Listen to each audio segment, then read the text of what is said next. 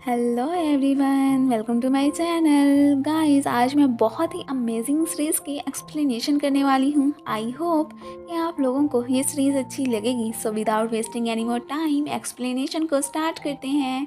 ड्रामे की स्टार्टिंग में हमें इस ड्रामे की फीमेल लीड बेमन को दिखाया जाता है, जो अपनी फ्रेंड कैमली के साथ फिश पकड़ने दरिया के किनारे आई होती है। कैमली के डैड अपने खेतों में काम कर ही रहे होते हैं कि तभी उनके पास उनकी वाइफ आती है, जो उसे बताती हैं कि मिनिस्टर आ गए हैं, तो जल्दी चलो। इधर ही हमें इस विलेज के मिनिस्टर को भी दिखाया जाता है, जो यहाँ पर पौधे वगैरह लगाने की मुहिम के सिलसिले में ही आए होते हैं। उनका बेटा सचिन, जो कि हमारे ड्रामे का मेल लीड है, वो भी आया होता है। वो अभी जलसे में जा ही रहा होता है कि रास्ते में कच्ची पक्की सड़कों को देखकर वो तो यही डिसाइड करते हैं कि बस अब की बार तो मैं यहाँ पर आ गया, बट नेक्स्ट टाइम मैं यहाँ पर कभी भी नहीं आऊँगा। अब आगे से बेमन भी अपनी साइकिल पर जा रही होती है। सचिन उसे रास्ता देने के लिए कहते हैं। पहले तो वो रास्ता नहीं देती, और जब आगे पत्थर देखती है तो फौरन से साइड पे हो जाती है, और इस तरह उसकी गाड़ी सीधी पत्थर से जा टकराती है। अब सचिन जब उससे इस बात के लिए फाइट करने जा ही रहा होता है तो रास्ते में मड में से फिसल कर गिर जाता है। यहाँ पर बेमन उसे शहरी चूहा कह देती है। इस बात से सचिन गुस्सा होके उसकी इंसल्ट करने लगता है। बेमन को भी अब उस पर गुस्सा आ जाता है, और वो उसे मार के कीचड़ वाले पानी में धक्का दे देती है और फिर वहाँ से जाने की करती है। बेमन का फादर इस विलेज का चीफ होता है। सब लोग उस पर बहुत ट्रस्ट करते हैं। खैर, थोड़ी देर के बाद बेमन यहाँ पर पहुँच आती है। सचिन के फादर उससे पूछते हैं कि तुम कहाँ रह गए हो, तो वो उन्हें बताता है कि एक लड़की ने मुझे बुली किया है और पानी में फेंक दिया है, और मेरी गाड़ी भी खराब हो गई है, सो मैं अभी किसी से लिफ्ट लेकर ही वहाँ पर आता हूँ। तभी बेमन और कैमली वहाँ से जा रही होती हैं, तो सचिन उनसे उनकी साइकिल सुधार मांगता है, बट वो तो नहीं देती। तो इस बात पर सचिन तो उन्हें कहने लगता है कि मैं तो तुम्हारी इन खटारा साइकिल्स के बदले पैसे भी दूंगा, तो इसलिए मुझे ये दे दो। अब उनकी साइकिल्स को उसने खटारा कह दिया था, तो इस बात पे उन्हें गुस्सा आ जाता है, और वो अब तो उसे बिल्कुल भी अपनी साइकिल नहीं देती और वहाँ से चली जाती हैं। बेमन तो सचिन को ये एडवाइस भी करके जाती है कि तुम्हें बात करने के कुछ इथिक्स भी सीखने चाहिए। खैर, बाद में बेमन मॉम डैड से कहती है कि मैं स्टडी करने सिटी जाना चाहती हूँ, तो वो तो उसे वहाँ जाने की इजाज़त नहीं देते। उधर सचिन अपने मॉम डैड को बता रहा होता है कि कैसे उन पेंडो लड़कियों ने मुझे बुली किया था, इवन कि उन्होंने मुझे इथिक्स सीखने की भी बात की थी। इस बात से उसकी मॉम तो भड़क जाती हैं, बट डैड तो उसे यही कहते हैं कि वो ठीक ही कह रही थी। ये सुनकर तो सचिन का फेस देखने वाला होता है। खैर, बेमन तो अपने पेरेंट्स की बहुत मिन्नतें करती हैं कि वो उसे जैसे तैसे करके सिटी जाने की इजाज़त दे दें, बट वो तो नहीं मानते। सचिन की मॉम को तो अपने अमीर होने पर बहुत ही गरूर होता है, और उन्होंने अपनी औलाद की भी सही से परवरिश नहीं की होती। इसी बात पर इन दोनों हस्बैंड एंड वाइफ में लड़ाई होती रहती है। इस बात से तो उनकी नौकरानी भी काफ़ी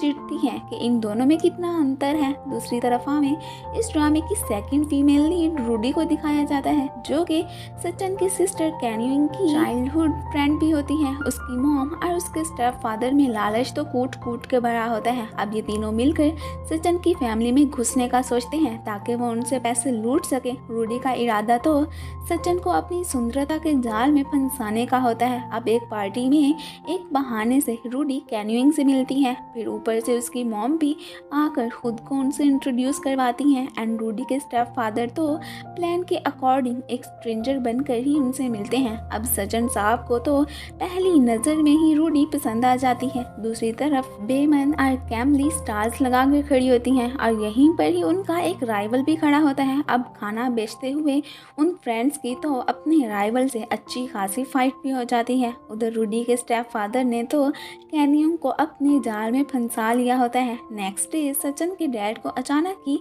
हार्ट अटैक हो जाता है। अगले ही लम्हे वो हॉस्पिटल पहुंचे होते हैं। उनसे मिलने रूडी भी आती है। इवन कि रूडी के स्टेप फादर भी कैन्यूइंग के साथ उन्हें पूछने आते हैं। यहाँ पर सचिन की मॉम जब उससे पूछती हैं कि तुम क्या करते हो, तो वो फिर उन्हें बताता है कि मेरा तो अपना ज्वेलरी का बिजनेस है। यहाँ पर सचिन के फादर को तो ये बंदा बिल्कुल भी ठीक नहीं लगता। रूडी मैडम तो सचिन की मॉम के दिल में भी जगह बना चुकी होती है। बाद में सचिन जब डैड से अपनी और रूडी की शादी की बात करता है तो डैड उसके सामने एक शर्त रखती हैं कि तुम गांव जाकर ह्यूमन साइकोलॉजी की एजुकेशन हासिल करके आओगे तो ही मैं तुम्हारी और रूडी की शादी करवाऊंगा। ये सुनकर सचिन काफ़ी सरप्राइज होता है। उसका तो गांव पढ़ने जाने का बिल्कुल भी इरादा नहीं था, लेकिन उसके पास अब डैड की बात मानने के अलावा और तो कोई चॉइस ही नहीं थी। सो वो अब ये जहर का घूंट पीने के लिए तैयार हो जाता है। अब उसने रहने के लिए चीफ के घर ही जाना था। इधर इन सबको भी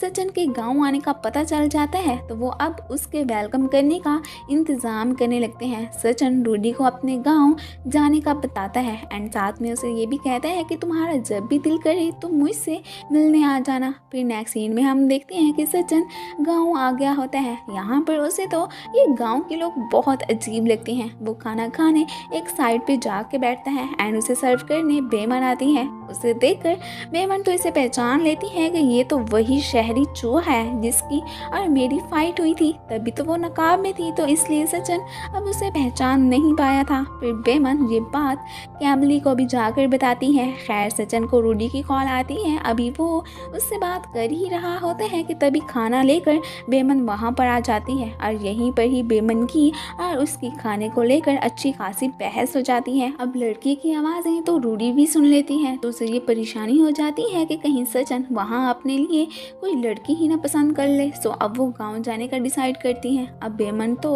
अपने खाने की इंसल्ट बर्दाश्त नहीं कर पाती और वो उसके मुंह में फिश ठोंस देती है। इस बात पर तो सचिन की हालत ही ख़राब हो जाती है और वो वहाँ से जाने लगता है कि बेमन उसे बिल पे करने को कहती है कि इस रेस्टोरेंट का एक रूल है, चाहे खाना खाओ या नहीं बिल तो पे करना पड़ता है। अब सचिन को भी उसे पैसे देने ही पड़ते हैं। अब वो फिर से गांव के लोगों की शिकायत अपने डैड से करता है। डैड तो उसे फिर भी वहीं रहने का ही मशवरा देते हैं और इसी बात पर ही उसकी मॉम की और उसके डैड की आपस में फाइट स्टार्ट हो जाती है। खैर रूडी का ठरकी बाप तो कैनिंग से उसकी मॉम की ज्वेलरी मांगता है कि मैं तुम्हें उस जैसी बना के दूंगा। अब ये मैडम भी उसकी बातों में आ जाती है। इधर सचिन एक अंकल के साथ अब चीफ के घर जा ही रहा होता है कि तभी आगे से बेमन भी ट्रैक्टर लेकर आ रही होती है और बस साइड पे ना होने की वजह से इनकी एक धमाकेदार टक्कर हो जाती है। बेमन तो इस बात पे गुस्सा होकर सचिन से फाइट करने आती है। यहाँ पर वो भी उसका नकाब उतार के उसका फेस देख ही लेता है। अब इससे पहले कि बेमन उसका सर फाड़ती कैमली उसे साइड पे लेकर जाने लगती है। अब इनकी गाड़ी का पेट्रोल खत्म हो जाता है। ये लोग बेमन से लिफ्ट मांगते हैं बट वो तो लिफ्ट देने से मना कर देती है और फिर फौरन से ये दोनों फ्रेंड्स वहाँ से जाने की करती हैं। अब घर पर तो ये लोग तो सचिन का रूम सजाने में लग गए होते हैं। बेमन को भला क्या पता कि जिससे वो फाइट करके आई है वही तो मिनिस्टर का बेटा है। खैर सचिन भी फिर किसी से ट्रैक्टर लेकर चीफ के घर खुद ही जाने लगता है। अब वो घर आकर चीफ को आवाज़ें देने लगता है। इधर ही बेमन भी दरख्त पर खड़ी मैंगो तोड़ रही होती है। सचिन को यहाँ देखकर वो तो यही समझती है कि लगता है ये मेरे डैड को मेरी शिकायत लगाने आया है। सो वो उसे एक आम तोड़कर मारने ही लगती है, तो वो अनफॉर्चुनेटली उसके डैड को लग जाता है। फिर तो वो जल्दी से छुप जाती है। यहाँ पर सचिन चीफ को बताते हैं कि आज 2 लड़कियों ने मुझे बड़ा तंग किया है। अब आपने उन 2 लड़कियों को ढूंढकर मेरे पास लाना है। मैं उन्हें पूरे 3 महीने अपनी मेड्स बनाकर रखूंगा। अब इसे क्या पता कि उन 2 में से एक लड़की तो चीफ की ही बेटी है। कैमलोई बेमन को ढूंढने यहाँ आई होती है कि सामने सचिन को बैठा देखकर छुपने लगती है। बेमन तो ऊपर से एंट्स के छत्ते को सचिन पर गिराने लगती है बट वो तो उसके डैड पर गिर जाता है। अब उसके डैड की तो वहाँ से दौड़े लग जाती हैं। बेमन का हाथ फिसलता है तो वो दरख्त से ही लटक जाती है। कैमलोई तो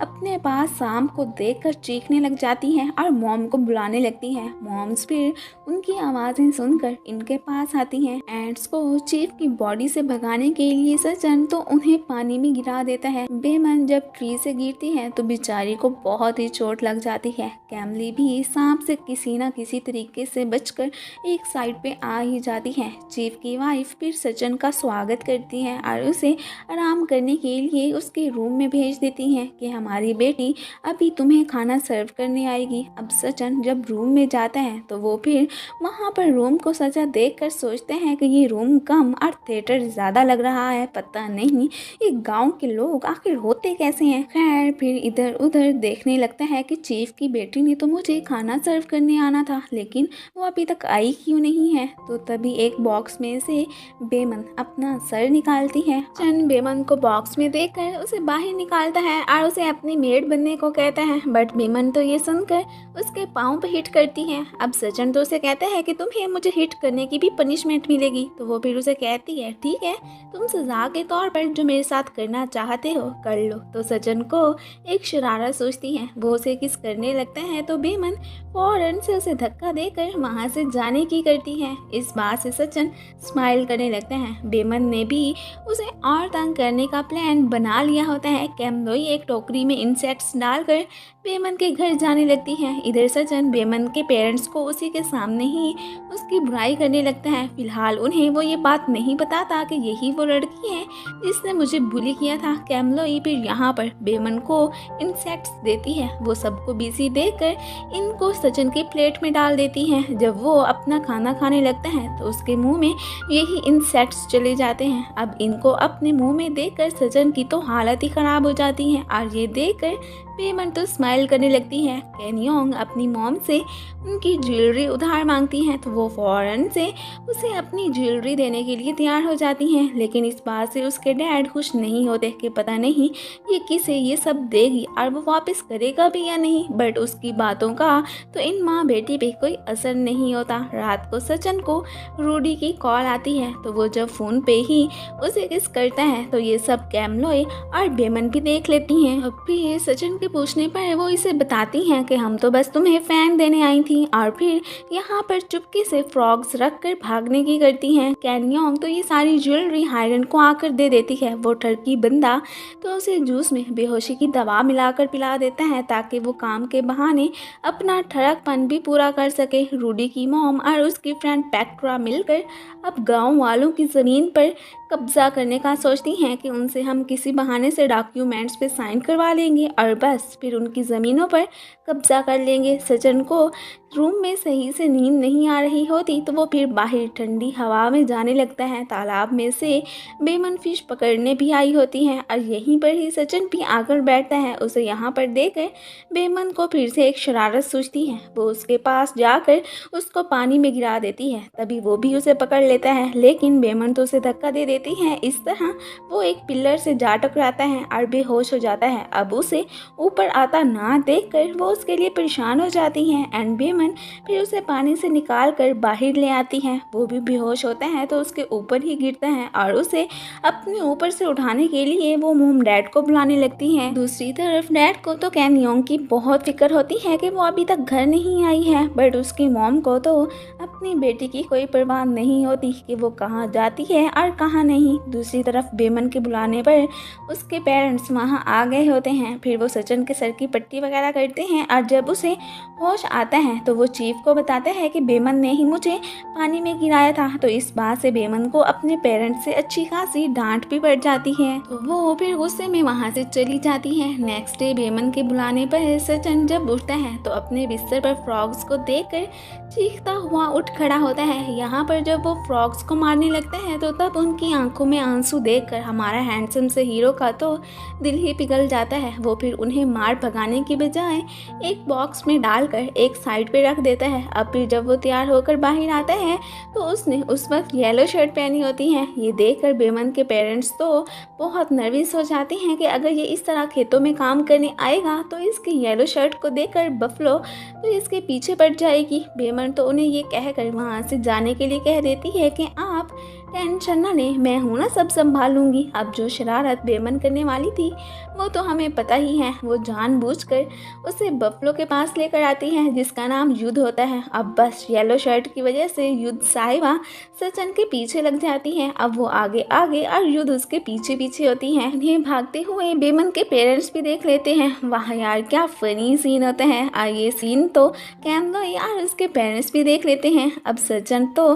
थक के गिर जाता है। अब इससे पहले कि युद्ध उसे कुछ कहती, बेमन उसे शर्ट उतारने को कहती है। फिर वो युद्ध के ऊपर बैठकर उसे चिढ़ाती हुई वहां से जाने लगती है। उधर बिजी बॉडी सबको बताती है कि रात भर केनियोंग मैडम घर नहीं आई हैं। तो ये सुनकर डैड उसके लिए परेशान हो जाते हैं। केनियोंग की जब आंख खुलती है तो वो खुद की ऐसी हालत देखकर परेशान हो जाती है, क्योंकि आखिर वो जैसी भी थी उसका किसी के साथ वन नाइट स्टैंड नहीं हुआ था। उसे परेशान देखकर हायरन उसे कहता है, डोंट वरी, तुम इस सबसे परेशान ना हो, मैं तुमसे ही शादी करूँगा। फिर केनियोंग जब घर आती है तो डैड उससे पूछते हैं कि तुम रात को कहाँ थी, बट वो उन्हें कोई भी जवाब दिए बगैर वहां से चली जाती है। दूसरी तरफ हायरन जब केनियोंग की दी हुई ज्वेलरी अपनी स्वीट हार्ट को आकर दिखाता है तो वो इस बात से बहुत खुश होती है। बेमन तो सचिन से खेतों में बहुत काम करवाती हैं। एक्चुअली में वो यहाँ गांव में पुअर पीपल्स की लाइफ ही गुजारने आया था ताकि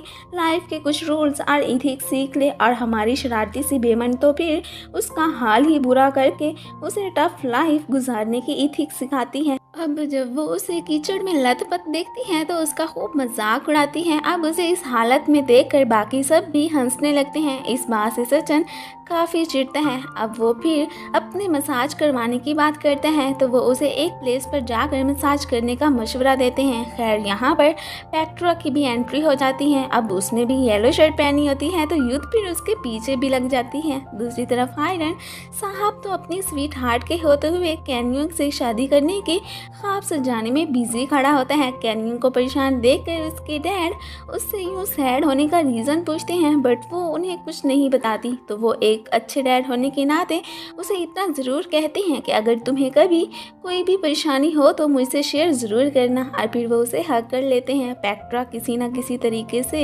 युद्ध से पिटने से बच ही गई होती है और यहाँ पर वो उन्हें अब अपनी बातों के जाल में फंसाने की कोशिश करने लगती है, क्योंकि इसने उनसे साइन जो करवाने थे। सचिन युद्ध को जब चारा खिला रहा होता है तो उसे ऐसा करता देखकर बेमन स्माइल करने लगती है। वो उसे आई तो बुलानी थी, बट फिर उससे किसी बात पर बहस करके वहां से चली जाती है। मोम जब केनियोंग से अपनी ज्वेलरी के बारे में पूछती हैं तो वो उन्हें कहती है कि आप उसके लिए परेशान ना हो, वो आपको मैं बहुत जल्द ही वापस कर दूंगी। ठरकी साहब ने तो ज्वेलरी को बेचने के लिए ज्वेलर को बुलवा लिया होता है। दूसरी तरफ बेमन सचिन को मसाज कराने लेकर आ गई होती है, बट वो तो ये कह देता है कि मैं तो इस झोंपड़ी में जाकर मसाज हरगिज नहीं करवाऊंगा। तो इस बात पर बेमन को गुस्सा आ जाता है और वो उसे कहती है कि तुम में और तुम्हारे डैड में बहुत अंतर है। वो ठहरे लोगों की इज्जत करने वाले और तुम तो बिल्कुल ही बदमाश और बदतमीज हो। तो इस बात से वो चिढ़ जाता है और फिर वो उसे कहता है कि ठीक है, मैं भी फिर इसी जगह से ही मसाज करवाऊंगा। पेट्रा मैडम तो कैमलोई और बेमन की मॉम को अपने जाल में फंसा ही चुकी होती हैं। अब मसाज कराते हुए सचिन को तो तकलीफ तो बहुत होती है, बट बेमन के सामने उसे जबरदस्ती स्माइल करनी ही पड़ती है। पेट्रा ने तो इन दोनों फ्रेंड्स से डॉक्यूमेंट्स भी साइन करवा लिए होते हैं और वो अपने इस कारनामे पर बहुत खुश होती है। जब डॉक्यूमेंट्स पे साइन करने वाली बात ये दोनों अपने अपने हस्बैंड्स को बताती हैं तो वो इस बात पर परेशान हो जाते हैं कि इन्हें पढ़ना तो आता नहीं है, अब पता नहीं कैसे डॉक्यूमेंट्स पे इन्होंने साइन कर दिया। इस बात से बेमन की मॉम इमोशनल हो जाती हैं कि मेरे हस्बैंड को मुझ पे एतबार नहीं है। अब वो उसे मनाने लगता है और बेमन को सचिन का पता करने भेज देता है कि वो अभी तक घर क्यों नहीं आया है। सचिन अंकल को मसाज करने पर पैसे देता है, बट वो नहीं लेते। उधर इस गांव के आवारा लड़के सचिन को इस गांव से भगाने का प्लान बनाने लगते हैं, क्योंकि उन्हें उसका गांव में आना बिल्कुल भी पसंद नहीं आया था। सचिन अंकल को जबरदस्ती पैसे देता है और फिर उनसे नूडल्स की शॉप का पूछकर वहां जाने लगता है। अब शॉप पर तो ये आवारा लड़के उसके पास आकर उसे बुली करने लगते हैं अंकल के थ्रू। जब बेमन को पता चलता है कि सचिन नूडल्स की शॉप पर गया है तो वो फिर परेशान होकर उसके पास जाने लगती है कि कहीं गांव के बदमाश लड़के उसे कोई नुकसान ही ना पहुंचा दें। वो लड़के सचिन को गांव छोड़कर जाने की बात करते हैं बट वो उन्हें कहता है कि मैं तो यहाँ से नहीं जाऊँगा। तो इस बात पर इनकी फाइट स्टार्ट हो जाती है। अभी बेमन आकर उन्हें इसे मारने से रोकती है बट वो नहीं मानते तो वो फिर खुद ही उनकी पिटाई लगाने लगती हैं और गलती से वो तो सचिन को भी हिट कर बैठती हैं। हायरन साहब कैनिंग को डर्टी फोटो सेंड करके कहते हैं कि तुम मुझसे मिलने आओ वरना मैं ये फ़ोटोज़ लीक कर दूंगा। वो इस बात से बहुत परेशान होती है और बिजी बडी श्याम पर गुस्सा करने लगती हैं तो फ़ोन नीचे गिर जाते हैं। तो यहाँ पर इसे उठाते हुए वो भी इनकी फ़ोटोज़ देख लेती हैं बट इन्हें पहचान नहीं पाती और फिर वहाँ से भागने की भी करती हैं। अब वो हायरन से मिलने जाने लगती हैं तो डैड उससे पूछते हैं कि तुम कहाँ जा रही हो बट वो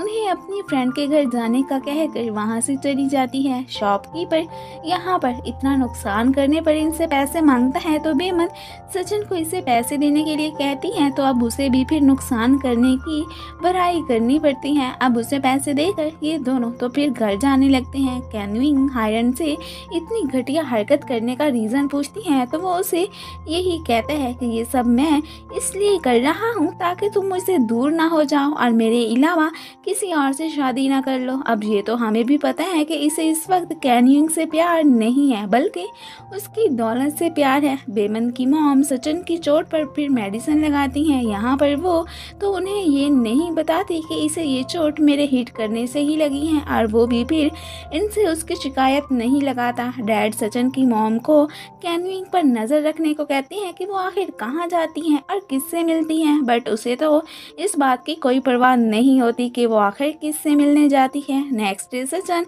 का टास्क फिश पकड़ने का होता है। इधर रूडी और उसकी मॉम गांव जाने लगती हैं और हायरन को तो वो बिल्कुल भी अपने साथ लेकर नहीं जाती। बेमन और सचिन दोनों फिश पकड़ने जा रहे होते हैं। यहाँ पर सचिन बोट चलाने की ट्राई करता है बट वो नहीं चला पाता। अब यहाँ पर फिर से इन दोनों की किसी बात पर बहस हो जाती है और ये दोनों फिर फाइट करने का डिसाइड करते हैं और इस तरह ये दोनों ही बोट से गिर जाते हैं। यहाँ पर रूडी की मॉम भी पेट्रा के साथ आ गई होती हैं। वो दोनों यहाँ पर प्रॉपर्टी डीलर को अपने साथ लेकर आई थी। एक्चुअली में ये दोनों उसे झूठ बोलती हैं कि यहाँ पर मौजूद सारी ज़मीन हमारी है। फार्मर्स ने ये लैंड गिरवी रखकर हमसे कुछ पैसे उधार लिए थे और उन्होंने हमें हमारे पैसे वापस नहीं किए तो अब ये ज़मीन हमारी है। और इस चालाक औरत ने जिन डॉक्यूमेंट्स पे साइन करने होते हैं ये उन पर हायरन का नाम लिखने का सोचती है क्योंकि अगर इनका फ्रॉड पकड़ा जाए तो जेल में ये नहीं बल्कि हायरन जाए। और ज़मीनों के डॉक्यूमेंट्स पर तो ये ऑलरेडी ही बेमन और कैमली की मॉम से साइन करवा चुकी थी। बेमन खुद तो बोर्ड पे चढ़ जाती है बट सचिन को वहाँ बिठाए बिना ही वहाँ से जाने की करती है। हायरन ने कैनविंग की दी हुई ज्वेलरी को बेचने से पहले ही उसकी फेक ज्वेलरी तैयार करवा ली थी। अब वो उन्हें मज़ीद खुश करने के लिए एक फेक डायमंड की रिंग भी बाय कर लेते हैं। रूडी तो सचिन के बारे में बेमन की मॉम से पूछती हैं तो वो उसे रास्ता बता देती हैं कि वो फिश पकड़ने दूसरी साइड पे गया है। अब फिर ये उसे ढूंढने वहाँ गई खड़ी होती है। यहाँ पर बेमन से सचिन का पूछकर उसे उसके पास ले जाने को कहती है और साथ में पेंडू होने का भी उसे ताना देती है। तो इस बात से बेमन चिढ़कर उसे वहाँ नहीं ले जाती।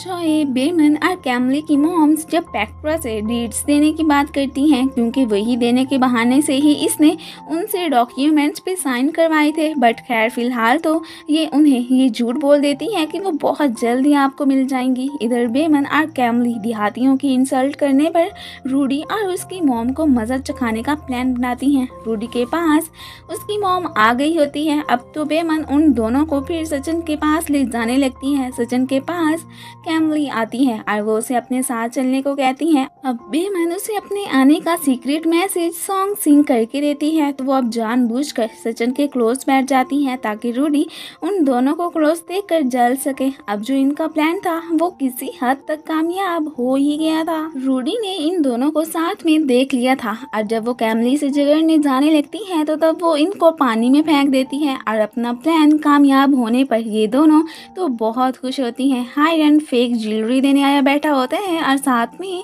जब वो रिंग भी उन्हें देता है तो इस बात से कैनविंग की मॉम तो बहुत खुश हो जाती हैं। रूडी जब इन फ्रेंड्स के पेरेंट्स को बताती है कि कैमलोई सचिन के साथ चक्कर चला रही थी तो तब वो इसे कहते हैं कि तुम्हें कोई गलत फहमी हुई होगी क्योंकि कैमलोई को तो गर्ल्स ही पसंद है। और तब तो कैमलोई जानबूझकर बेमन को किस करने का नाटक करने लगती है। तो ये देखकर रूडी और उसकी मॉम की शक्ल देखने वाली होती है। पेक्ट्रा तो हायरन से किसी बहाने से डॉक्यूमेंट्स पे साइन करवा ही लेती हैं। रूडी और उसकी मॉम रहने के लिए हेड के घर आ गई होती हैं। मॉम का इरादा तो रूडी को छोड़कर कल यहाँ से जाने का होता है। रूडी को तंग करने पर बेमन को डैड से डांट भी पड़ जाती है। हायरन तो कैनविंग को एक प्लेस पर लाकर उसे शादी के लिए प्रपोज करता है तो वो फिर उसे हाँ ही कर देती है। पेक्ट्रा जब रूडी की मॉम को ये गुड न्यूज़ देती है कि उन ज़मीनों के पैसे मिल गए हैं तो ये देखकर वो बहुत खुश होती हैं। रूडी और सचिन तो मौसम को एंजॉय करने बाहर आए होते हैं। यहाँ पर सचिन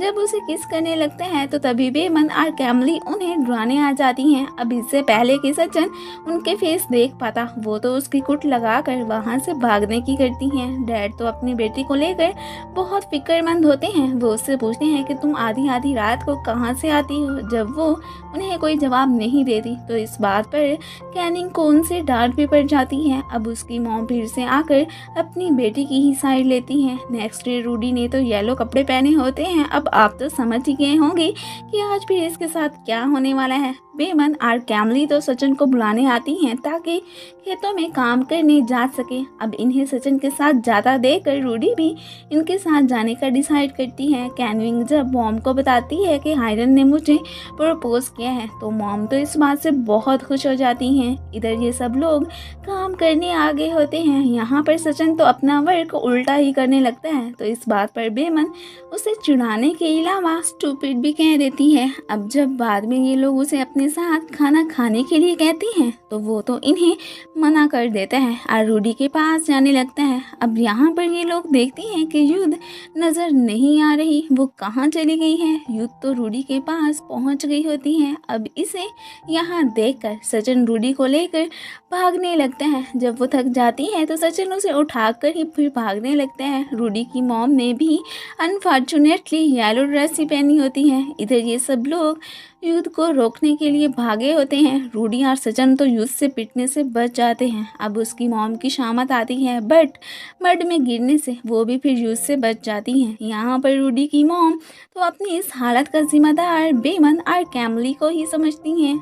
कैनविंग की मॉम ने तो हायरन के प्रपोजल के बारे में अपनी हस्बैंड से बात करने का सोच लिया होता है। हायरन जब कैनविंग को बुके देते हैं तो उस वक्त उसकी हालत अचानक ख़राब होने लगती है। ये देखकर हायरन खुश होने लगता है कि कैनविंग प्रेग्नेंट है और वो इस बारे में उसे भी बताता है। ये सुनकर वो बहुत शॉक्ड होती है और साथ में काफ़ी परेशान भी हो जाती है। कैनविंग की मॉम जब अपने हस्बैंड को हायरन के प्रपोजल का बताती हैं तो वो इस बात पर उन पर गुस्सा करने लगते हैं क्योंकि उन्हें हायरन से ही पसंद नहीं लगता था और वो इस बात पर किसी न किसी हद तक ठीक भी थे। और यहाँ पर तो उनकी तबीयत भी ख़राब होने लगती है। बेमन सचिन को एक पेज दिखाती है जिसमें डैड की तरफ से उसे जो टास्क मिले थे वो तकरीबन कंप्लीट हो चुके थे। अब बस कल उसने गांव वालों के साथ मिलकर टेंपल में जाना था। बेमन जब वहां से चली जाती है तो सचिन फिर उसे देखने लगता है। बेमन तो एक स्कैरी डॉल लेकर एक साइड पे जाने लगती है। उसे जाता देखकर सचिन को पता चल जाता है कि ये फिर से कोई शरारत करने ही जा रही होगी, सो वो उसके पीछे जाने का सोचते हैं। रूडी भी सचिन से मिलने बाहर आ गई होती है। पेक्ट्रा ने तो कुछ किराए के गुंडे बुक करवा लिए थे ताकि वो गांव वालों को उनकी जमीनों से भगा सके। बेमन को फील होता है कि उसे कोई फॉलो कर रहा है बट वो सचिन को देख नहीं पाती। फिर वो चुपके चुपके उस डॉल को ट्री में छुपा देती है एंड यहाँ पर वो तो सचिन को भी देख लेती है और उसके पास जाकर उसे आड़ों हाथों लेती है। रूडी जो सचिन के पीछे यहाँ आई होती है वो डॉल को देखकर डर जाती है और चीख मार के बेहोश हो जाती है। अब सचिन और बेमन फिर इसे देखने आते हैं। सचिन को तो पता चल जाता है कि ये सारा किया धरा बेमन का है तो वो फिर गुस्से में उसे किस करने लगता है तो वो भी उसे थप्पड़ मार कर वहाँ से चली जाती है। अब सचिन फिर रूडी को उठाकर वहाँ से जाने लगता है। रूडी फिर बाद में होश में आ ही जाती है। नेक्स्ट डे रूडी की मॉम ने तो यहाँ से चले जाना था, तो वो हेड को अपने पीछे रूडी का ध्यान रखने को कहती है। इधर सचिन ने डॉल घर के बाहर रख दी होती है। इसे देखकर बेमन की मॉम तो डर जाती हैं और वो फिर बेमन को इस पुतले को कहीं फेंकने के लिए कहती हैं। अब ये सब लोग टेम्पल की तरफ जाने लगते हैं, तो किराए के गुंडे इस बात से फ़ायदा उठाकर वहाँ पर कुछ बोर्ड्स लगा देते हैं। अब इन बोर्ड्स पर क्या राइट किया हुआ था वो तो हमें आगे जाके ही पता चलेगा। अब सचिन को चीफ इस गांव के कुछ रस्मों रिवाज का बताता है एंड फिर ये टेम्पल में भी जाते हैं। जब ये घर वापस आते हैं तो आगे बोर्ड्स पर एक नोटिस को लगा देखकर बहुत परेशान हो जाते हैं, क्योंकि वहाँ पर इन्हें 15 दिन का टाइम दिया हुआ था कि अपना घर और ज़मीनें छोड़कर चले जाओ, वरना फिर आपको घर से निकाल दिया जाएगा। इस बात से ये सारे परेशान हो जाते हैं कि हमने ना तो अपनी ज़मीनें बेची हैं और ना ही कुछ किया है, तो ये नोटिस फिर हमें क्यों मिला है। रूडी और सचिन तो एक रेस्टोरेंट में आए होते हैं। यहाँ पर रूडी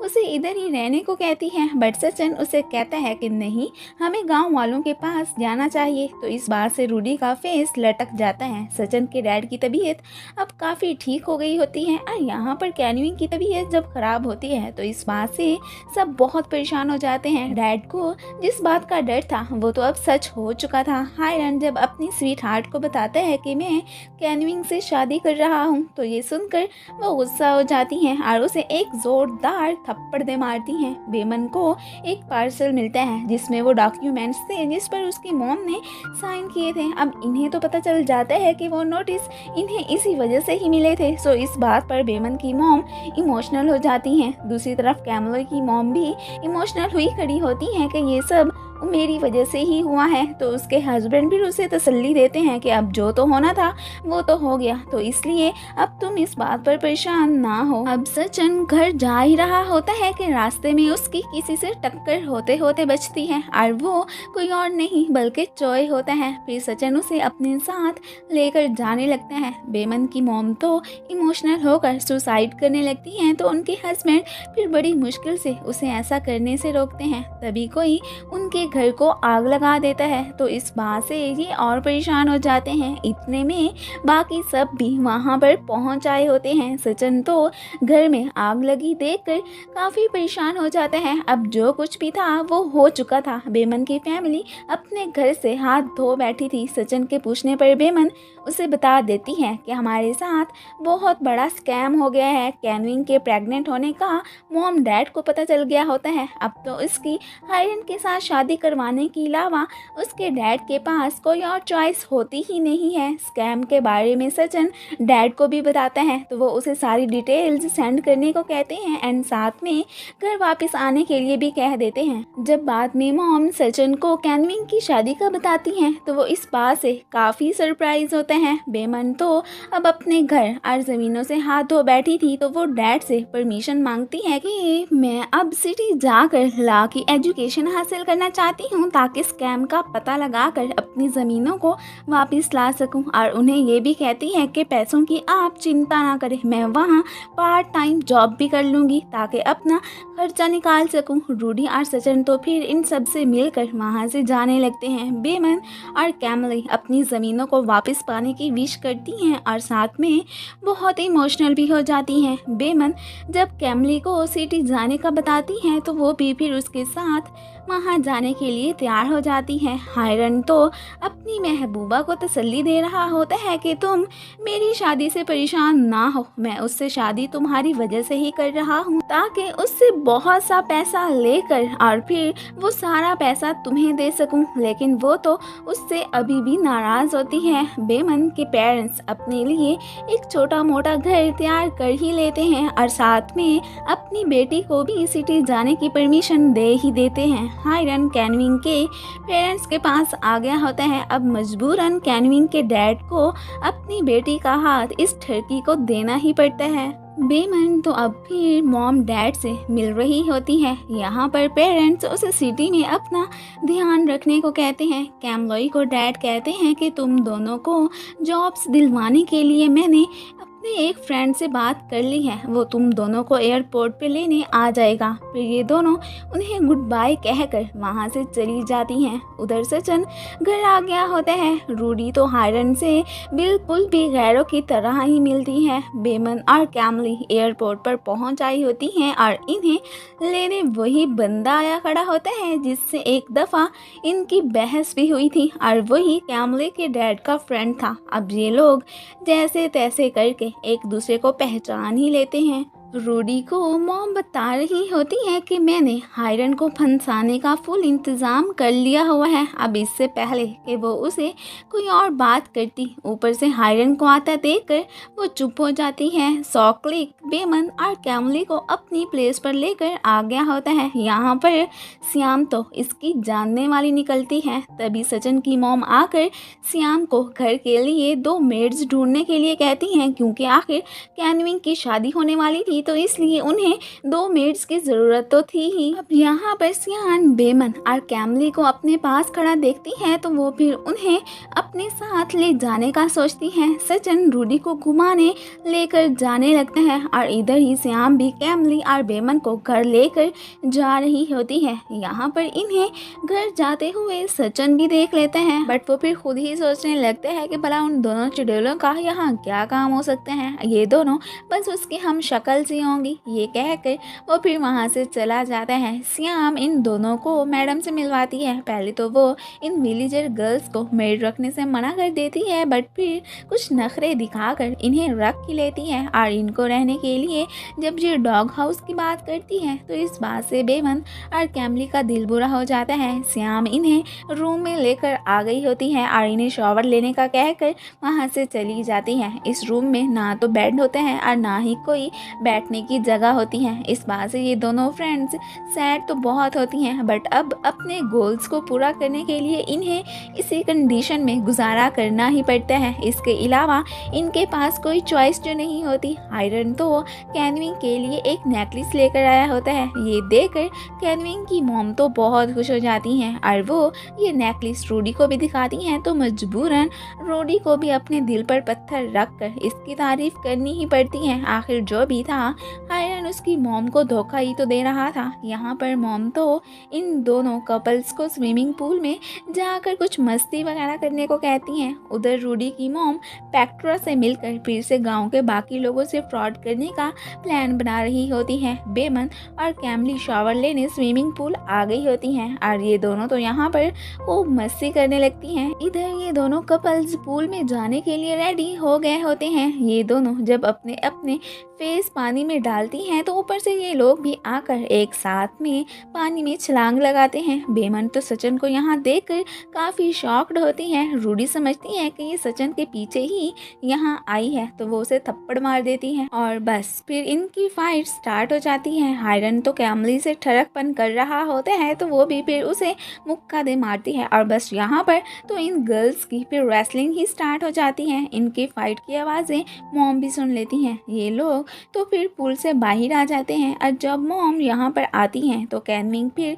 इनकी शिकायत मॉम को लगाती है। अब इन दोनों की शामत मॉम के हाथों आ गई होती है। वो तो इन्हें फायर करने का डिसाइड करती हैं, बट ये दोनों फिर उनसे रिक्वेस्ट करती हैं कि प्लीज़ आप हमें यूँ जॉब से ना निकालें, नेक्स्ट टाइम हम ऐसी गलती नहीं करेंगी। फिर ऊपर से MP आते हैं तो ये दोनों उन्हें ये नहीं बताती कि हम आपके गाँव की ही हैं, बट उनसे ये रिक्वेस्ट ज़रूर करती हैं कि हमें जॉब से ना निकालें। तो वो फिर वाकई में इन्हें फायर नहीं करते। रूडी को तो सचिन यकीन दिला रहा होता है कि तुम टेंशन ना लो, मैं बेमन को इस घर से निकाल कर ही रहूँगा। रूडी जब मॉम को बेमन के यहाँ आने का बताती है तो वो इस बात से काफ़ी परेशान होती है कि कहीं इसे सच का पता भी ना चल जाए। इधर कैनविंग और मॉम तो इन दोनों को घर से निकालने का पक्का इरादा कर लेती हैं। अब बिस्तर ना होने की वजह से कैमली और बेमन को नींद नहीं आ रही होती तो वो दोनों फिर बाहर खुली हवा में जाने का डिसाइड करती हैं। सचिन सर्वेंट से पूछकर बेमन के रूम में आता है। उस वक्त ये दोनों तो यहाँ पर नहीं होती, बट रूम की ऐसी हालत देखकर सचिन को काफ़ी बुरा लगता है कि जब मैं गाँव गया था तो इन्होंने मेरा कितना ख्याल रखा था। सो अब वो उनके लिए बिस्तर वगैरह लेने जाने लगते हैं। इधर बाहर बेमन और कैमली फिर रही होती हैं तो इन्हें कैनविंग देख लेती है। वो समझती है कि ये आधी रात को यहाँ पर कुछ चोरी करने का ही सोच रही हैं और फिर वो फौरन से पुलिस को कॉल करके बुलाने लगती है। ये दोनों टाइम पास करने के लिए पौधे लगाने लगती हैं और यहाँ पर इनकी नज़र दो आदमियों पर पड़ती है जो चोरी चोरी दीवार फलांग कर घर में एंटर हो चुके होते हैं। तो ये दोनों फिर उसे फॉलो करने लगती हैं। सचिन तो इनके लिए बिस्तर लेकर जा रहा होता है तो उसे डैड देख लेते हैं और वो इस बात से खुश होते हैं कि चलो मेरा बेटा भी थोड़ा सा काइंड तो हुआ। सचिन अभी इनको रूम में ना देखकर सोचने लगता है कि ये दोनों आखिर गई तो गई कहाँ। चोर साहब तो डैड के रूम के बाहर धुआं फैलाने लगते हैं जो उनके रूम तक चला जाता है। अब यहाँ पर पुलिस भी आ गई होती है। बेमन ने चोरों को पकड़ा ही होता है कि ऊपर से सचिन भी यहाँ पर आ जाता है और वो इन दोनों को यहाँ देखकर काफ़ी शॉक्ड होता है। कैनविंग तो इन्हें चोर ही कहने लगती है कि ये चोरों की साथी लगती है और फिर भागकर जाकर मॉम डैड को भी उठाने लगती है कि घर में चोर घुस आए हैं। श्याम तो इन दोनों को मारने लगती है कि तुम दोनों चोर थी और मुझे इस बात का इल्म तक नहीं होने दिया। सचिन उसे उसका जुर्म कबूल करने को कहता है तो बेमन उसे हिट करके कहती है कि मैं चोर हूँ ही नहीं तो कैसे मान लूँ। अब पुलिस फिर इन्हें लेकर वहाँ से जाने लगती है। अब खड़ूस चोर खुद तो फंसे ही होते हैं, ऊपर से बयान देकर इन दोनों को भी फंसा देते हैं कि ये तो हमारी गर्लफ्रेंड्स है। सचिन अब भी बेमन को जुर्म कबूल करने को कहता है बट वो चुप ही रहती है। अब इन दोनों बेगुनाहों को जेल में डाल दिया जाता है। बेमन सचिन की तरफ देखती है कि इसे तो पता है कि हम ऐसी हरकत नहीं कर सकती, फिर भी ये हमें क्यों गुनहगार समझते हैं। दूसरी तरफ बेमन के पेरेंट्स तो अपनी बेटी को याद करके बहुत इमोशनल हुए बैठे होते हैं कि पता नहीं वो सिटी में किस हालत में होगी। इधर ये दोनों फ्रेंड्स तो इस बात से काफ़ी परेशान होती हैं कि यहाँ पर गरीबों की तो कोई सुनता ही नहीं है, जो अमीर कहें वही हुक्म मान लेते हैं। और अपने घर को याद करके ये दोनों बहुत इमोशनल हो जाती हैं। सचिन ऑफिसर को इन दोनों को छोड़ने की बात करते हैं बट वो उसे ये कह देते हैं कि बाकी के चोरों ने इनके खिलाफ बयान दिए हैं तो इनकी बेल करना मुश्किल है। श्याम की तो मैडम के हाथों शामत आई होती है कि वो चोरों को क्यों घर लेकर आई थी। वो उन्हें कहती हैं कि मुझे क्या पता था कि ये चोर थी। यहाँ पर MP को तो ये नहीं फील होता कि ये दोनों गर्ल्स बुरी थी, वो बस गिल्टी फील कर रहे होते हैं कि मेरी बेशरम फैमिली की वजह से उन दोनों मासूमों को जेल हो गई। सचिन तो अभी भी बेमन को कहता है कि तुम अपने जुर्म को एक्सेप्ट क्यों नहीं करती हो, तो वो भी गुस्से में उसे कहती है कि जो करना है कर लो, हमने जब कोई गलत काम किया नहीं है तो फिर हम कबूल भी क्यों करें। तो वो फिर वहाँ से चला जाता है। रूडी जब मॉम को उन दोनों के जेल में जाने का बताती हैं तो इस बात से वो तो खुश हो जाती हैं। सॉकले कैमली के पेरेंट्स को उनकी जॉब्स का बताता है तो वो इस बात से खुश हो जाते हैं और ये गुड न्यूज़ बेमन के पेरेंट्स को बताने का सोचते हैं। बाद में श्याम गुस्से में सॉकले के पास आती है और उसे बताती है कि जिन चोरों को तुमने मेरे साथ भेजा था वो अब जेल में पहुंच चुकी हैं। ये सुनकर तो वो उन दोनों के लिए परेशान हो जाता है। इधर ये दोनों तो अब अपने जेल में होने का सॉकलिक को बताने का डिसाइड करती हैं और वो एक पुलिस वाले को उसका नंबर देकर उसे यहाँ बुलवाने को कहती हैं। अब जब उसे पुलिस स्टेशन से कॉल आती है तो वो फौरन से अब वहाँ जाने लगता है। सचिन से डैड जब उन दोनों गर्ल्स का पूछते हैं तो वो उन्हें बताता है कि वो लॉकअप में है। तो डैड फिर उसे उनके पेरेंट्स से मिलवाने की बात करते हैं। तो अब सचिन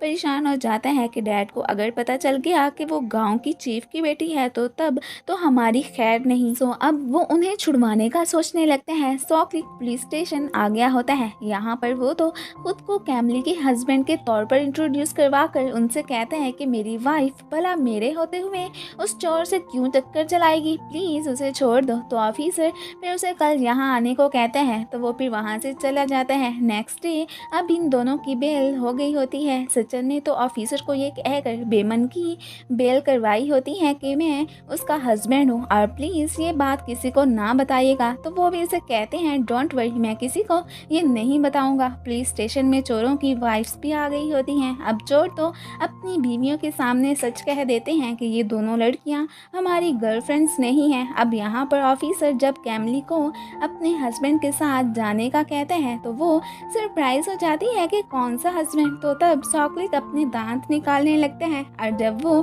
बेमन को कहते हैं कि तुम्हें भी तुम्हारा हस्बैंड छुड़वाने आया था तो वो इस बात पे काफ़ी शॉक्ड होती है और कहती है कि मेरा कौन सा हस्बैंड। तो तब सचिन ऑफिसर को बेमन को सब ना बताने का इशारा करते हैं तो वो फिर बात को टाल देते हैं और उन्हें वहाँ से भेज देते हैं। अब घर में भी सबको इन दोनों गर्ल्स की इनोसेंस का पता चल गया होता है। तो मॉम अब श्याम को इन दोनों गर्ल्स को बुलाने के लिए कहती हैं। उधर चॉकलेट की कैमली के हाथों शामत आ गई होती है कि मुझे अपनी वाइफ बनाने की तुम्हारी हिम्मत भी कैसे हुई। फिर यहाँ पर श्याम आकर बेमन और कैमली को अपने साथ चलने को कहती है तो ये दोनों फिर वहाँ से जाने लगती हैं। जिनकी मॉम के बुलाने पर ये दोनों अब घर आ गई होती हैं। उनके पूछने पर फिर ये उन्हें बताती हैं कि हम दोनों तो बस आपके रूम के बाहर उन चोरों को फॉलो करते हुए ही गई थी और फिर उन्हें रंगों हाथों पकड़ा ही था कि ऊपर से आप लोगों ने आकर हमें ही गलत समझ लिया। यहाँ पर एमपी तो उन्हें उन चोरों को पकड़वाने पर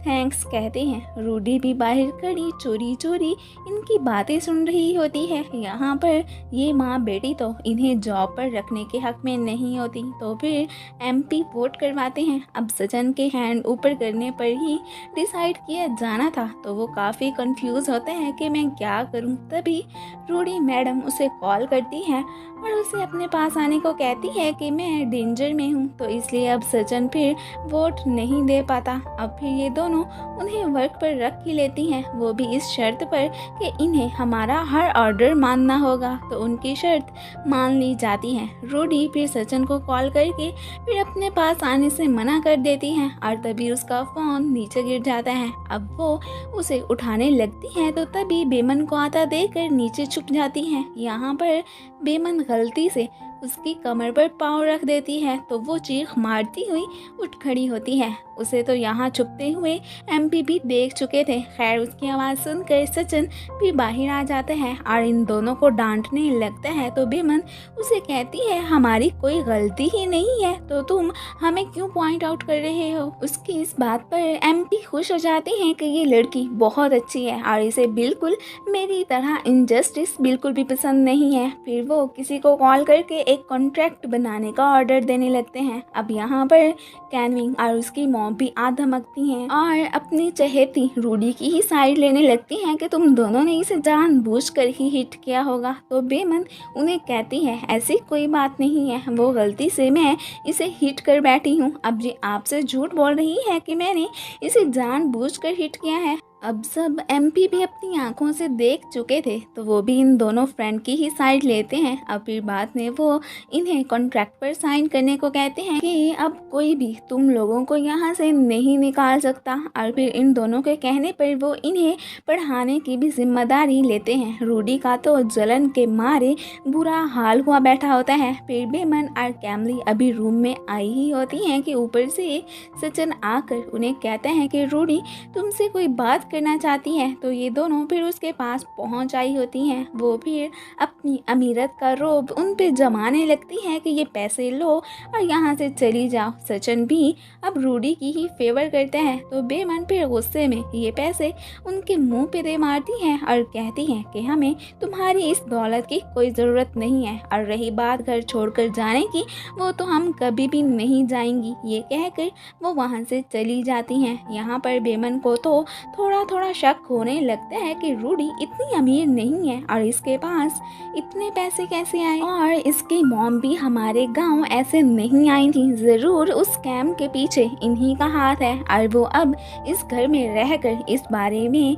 इन्वेस्टिगेशन करने का सोचती हैं। डैड जब सचिन को उन मुजरिमों को पकड़ने का कहते हैं जिन्होंने स्कैम किया था तो वो उन्हें फिर तसल्ली देकर कहता है डोंट वरी मैं बहुत जल्द ही उन्हें पकड़ लूँगा। तो इस बात से डैड खुश हो जाते हैं कि मेरा बेटा अब बड़ा हो गया है। बेमन और कैमली तो अपनी बोरियत भगाने के लिए प्लान्स कर रही होती हैं। जब श्याम इन्हें काम करने के लिए बुलाने आती है तो साथ में कैनमिंग और उसकी मॉम भी होती हैं। तो फिर ये दोनों उनके सामने सेक्सी डांस करने लगती हैं, जो कि सेक्सी कम और फनी ज़्यादा लग रहा होता है। खैर, इस बात से चिढ़कर मॉम और कैनमिंग तो उन्हें वर्क करने का कहकर वहाँ से चली जाती हैं। अब श्याम फिर इन्हें कपड़े वॉश करने को कहती हैं तो इन्हें अब फिर से एक शरारत सोचती है। मॉम और कैनमिंग तो आज घर में गैदरिंग करने का सोचती हैं ताकि वो हायरन और रूडी के साथ अच्छा टाइम स्पेंड कर सके। बेमन और कैमली तो सारे कपड़ों को मिक्स करके धोने लगती हैं और फिर बड़े मज़े से किचन में आकर श्याम की हेल्प करने लगती हैं। हायरन ने फिर से कैनविंग के लिए नेकलेस बाय किया होता है तो इस बात पर रूडी की मॉम बहुत जेलस फील करती हैं और इन दोनों की आपस में तो इसी बात पर अच्छी खासी फाइट भी हो जाती है। कैनविंग और मॉम तो अपने कपड़ों पर बेडशीटों का रंग चढ़ा देखकर काफ़ी परेशान होती हैं और इस बात पर तो वो बेमन और कैमली की इंसल्ट भी करती हैं। तभी कपड़ों को देखते हुए उन पर वही स्टैंड गिर जाता है तो ये देखकर ये दोनों स्माइल करने लगती हैं। इनकी आवाज़ें सुनकर सचिन भी यहाँ पर आ गया होता है और जब वो मॉम को और कैनविंग को कपड़ों के नीचे दबा देखते हैं वो फिर उनके ऊपर से वो सारे कपड़े हटाने लगता है। अब ये दोनों जब इस बारे में श्याम को जाकर बताती हैं तो वो फिर मैडम्स को निकालने पहुंच आई होती हैं और उनको वहां से निकालते निकालते सचिन को भी कपड़ों में दबा देती है। बेमन तो एमपी को जाकर ये बताती है तो वो भी फिर वहां पहुंच जाते हैं। अब आखिरकार ये दोनों उन कपड़ों के ढेर में से निकल ही आती हैं और इनकी ऐसी हालतें देखकर सब लोग स्माइल करने लगते हैं। इस बात पर फिर से बेमन की और कैमली की शामत आ जाती है। अब सचिन जब उसे धमकी देने उसके क्लोज आता है तो वो एमपी को बता देती है कि देखिए ये मुझे किस करने लगा है। तो इस बात पे सब काफ़ी शॉक्ड होते हैं। खैर, सचिन को फिर कुछ कहते नहीं। अब कुछ खाना लेने ये दोनों सॉकलिक के पास आ गई होती हैं और घर में भी सारे गेस्ट वगैरह की एंट्री हो गई होती है। यहाँ पर हायरन को कैनविंग के पास बैठा देखकर रूडी की मॉम का तो जेलिसी के मारे बुरा हाल हो जाता है। अब ये दोनों फ्रेंड्स भी खाना लेकर घर आ गई होती हैं। अब ये दोनों फिर जब खाना सर्व करने आती हैं तो कैनविंग इन्हें डोर बंद करने को कहती है कि यहाँ पर मच्छर बहुत फिर रहे हैं, कहीं रूम में घुस ही ना आए। तो फिर बेमन अपने पाँव से डोर बंद करती है। फिर बाद में हायरन तो बेमन से ठड़कपन कर रहा होता है तो कैमली फिर उसे हिट कर देती है तो वो अब फिर जाकर कहीं बाज आता है। यहाँ पर कैनविंग को मच्छर बाइट करने लगते हैं तो वो इन्हें भगाने को कहती है। अब उनके शरारती माइंड में फिर से एक शरारत आती है। वो सोचने लगती हैं कि ठीक है, अब हम इन्हें बताती हैं कि मच्छरों को कैसे भगाया जाता है और ये मच्छरों को कम मारती हैं और इन चारों चालाक औरतों की अच्छे से कुट लगाती हैं। अब अगले सीन में फिर इनकी शामत इन्हीं मैडमों के हाथों आई होती है तो वो भी फिर हायरन के पीछे जाकर छुपती हैं। अब फिर एमपी के कहने पर ये लड़ाई झगड़ा फिर बंद कर देती हैं। अब श्याम सबको जूसेस सर्व करने का सोचती है। इधर रूडी की मॉम, अब मैं इसे मासी मक्कारा ही कहूँगी, सो मासी मक्कारा तो एक बहाने से बाहर जाने लगती है तो हायरन भी एक्सक्यूज करता हुआ उसके पीछे बाहर ही जाता है। इन दोनों को साथ में बाहर देखकर बेमन और कैमली काफ़ी हैरान होती हैं। खैर, श्याम के कहने पर ये दोनों फिर अंदर चली जाती हैं और वो तो इन दोनों को देख भी नहीं पाती। हायरन मक्कारा को कहता है कि देखो, तुम अब मुझे कैनविंग की फैमिली के सामने पॉइंट आउट ना करना। तो वो इसे कहती है मैं तो करूँगी और बस इनका झगड़ा फिर से शुरू हो जाता है। अब इन्हें ढूंढने रूडी और कैनविंग आती है तो वो फिर फौरन से कैनविंग के पास जाता है और उसे लेकर वहाँ से जाने की करता है। अब सब लोग फिर से इकट्ठे हो गए होते हैं। यहाँ पर बेमन तो मक्कारा के फेस पर थप्पड़ का निशान देख लेती है तो वो फिर इसे छुपाने लगती है। खैर, सब लोगों का ध्यान फिर किसी और साइड पे हो जाता है। यहाँ पर सचिन उनसे पूछते हैं कि आज का खाना टेस्टी था, तुम लोगों ने आज क्या पकाया था। तो वो यहाँ पर ऐसी ऊट पटांग चीज़ का नाम ले लेती है कि ये सुनकर सबकी हालत ख़राब ही होने लगती है। इन दोनों की श्याम के हाथों शामत आई होती है कि तुम दोनों तो नहीं सुधरने वाली हो। जब देखो ऊँट पर टांग हरकतें करती रहती हो। अब इन्हें डांटने में जो कसर बाकी रह गई होती है वो ऊपर से मॉम और कैनिंग आकर पूरी कर देती हैं और वो श्याम को फिर इन्हें सुपरवाइज करने का ऑर्डर देती हैं। दूसरी तरफ हायरन की और मक्कारा की आपस में जंग ही छिड़ी होती है। वैसे ये दोनों तो लड़ने से बाज नहीं आने वाले हैं। खैर उधर रूडी मैडम को तो अपनी फिक्र होती है कि कहीं बेमन सचिन को मुझसे छीन ना ले, सो वो सचिन को इन दोनों फ्रेंड्स को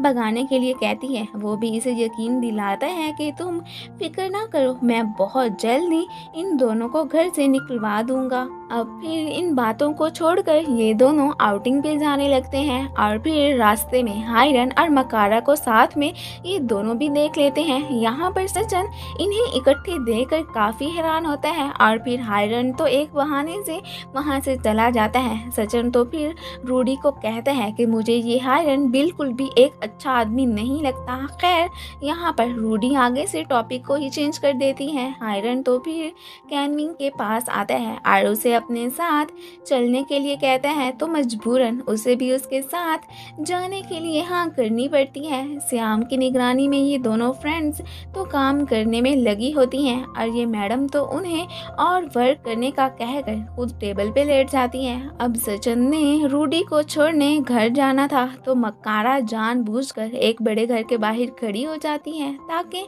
सचिन को लगे कि ये उन्हीं का घर है। वो भी फिर रूडी को वहाँ छोड़कर वापस चला जाता है। आधी रात तक श्याम ने इन दोनों को काम पे लगा के रखा होता है। मोम तो एमपी से इस बात पे बहस कर रही होती हैं कि तुम उन दोनों लड़कियों की बड़ी साइड लेते हो, लगता है तुम्हारा उनसे चक्कर चल रहा है। तो एमपी फिर उसे कहते हैं कि तुम्हारे डर्टी माइंड में तो बस यही गंदे आइडियाज़ ही आते रहते हैं। वो मेरी बेटियों जैसी हैं, तुम उनसे ज्यादती करती हो तो मैं तभी उनकी साइड लेता हूँ। मुझसे ये इनजस्टिस बर्दाश्त नहीं होता। मजाल है जो मॉम के माइंड में कुछ भी बात पड़ती। बेमन और कैमली अब तो विंडो की सफाई करने में लगी होती हैं। उन्हें इतनी देर तक काम करते देखकर एमपी को बहुत बुरा लगता है और फिर जब वो श्याम को फर्श पर लेटा देखते हैं तो वो उसे उठाकर कहते हैं कि तुम जाकर रूम में आराम करो। और जब उसी के थ्रू उन्हें पता चलता है कि कैनविंग अभी तक घर वापस नहीं आई है तो वो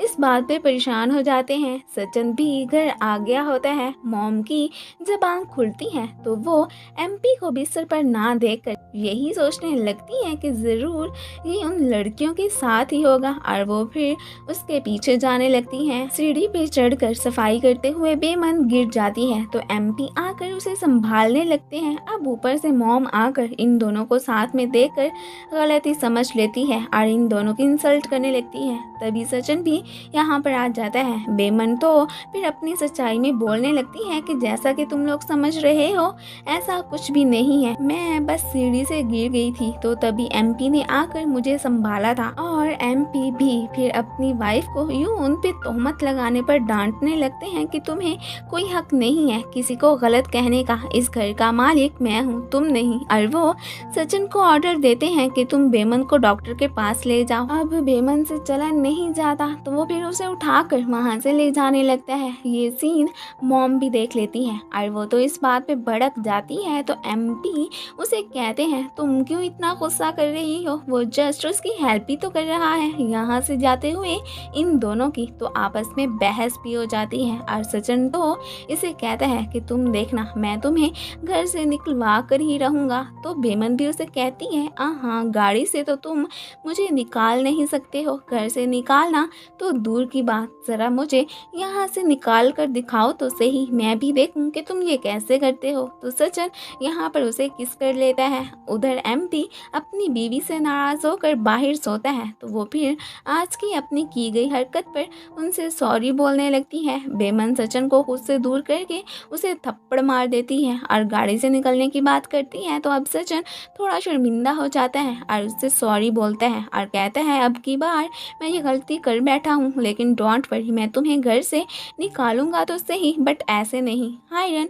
कैनविंग को अब अपनी मैरिज रजिस्टर करवाने की बात करते हैं तो वो इस बात से काफ़ी शॉक्ड होती है। ये दोनों पति पत्नी बाहर ही सो गए होते हैं तो कैमली इन्हें गलती से उठा बैठती है। यहाँ पर मॉम जब उसे पॉइंट आउट करने लगती हैं तो वो भी इसे कहती है हाँ हाँ मुझे तो आपकी बेटी का भी पता है, जो कि शादी से पहले ही प्रेग्नेंट हो गई है। ये सुनकर मॉम उससे पूछती हैं कि तुम्हें ये किसने बताया, तो वो श्याम का नाम लेकर वहाँ से भाग जाती है। कैनविंग और हायरन ने तो अपनी मैरिज रजिस्टर करवा ली होती है। कैमली को घर की बात बताने पर श्याम की तो मैडम के हाथों शामत आ गई होती है। सचिन बेमन को डॉक्टर के पास लेकर आ गया होता है और अब मेडिसिन लेकर वो दोनों फिर वहाँ से जाने लगते हैं। सचिन तो फिर उसे उठा लेता है। बेमन उसे यूँ उठाने से मना करती है तो वो उसकी बात बिल्कुल भी नहीं मानता। मकारा को तो पैक्ट्रा फिर उसे बहुत सी मनी ला कर देती है तो वो रिवार्ड के तौर पर उसे यूरोप ट्रिप पर जाने के लिए टिकट्स देती है तो वो इस बात से खुश हो जाती है। सचिन बेमन को अपने साथ कॉफी पीने चलने को कहता है, वो नहीं मानती तो फिर वो उसे जबरदस्ती ही अपने साथ लेकर जाने लगता है। कैनविंग जब मॉम डैड को अपनी मैरिज रजिस्टर करवाने का बताती है तो इस बात पे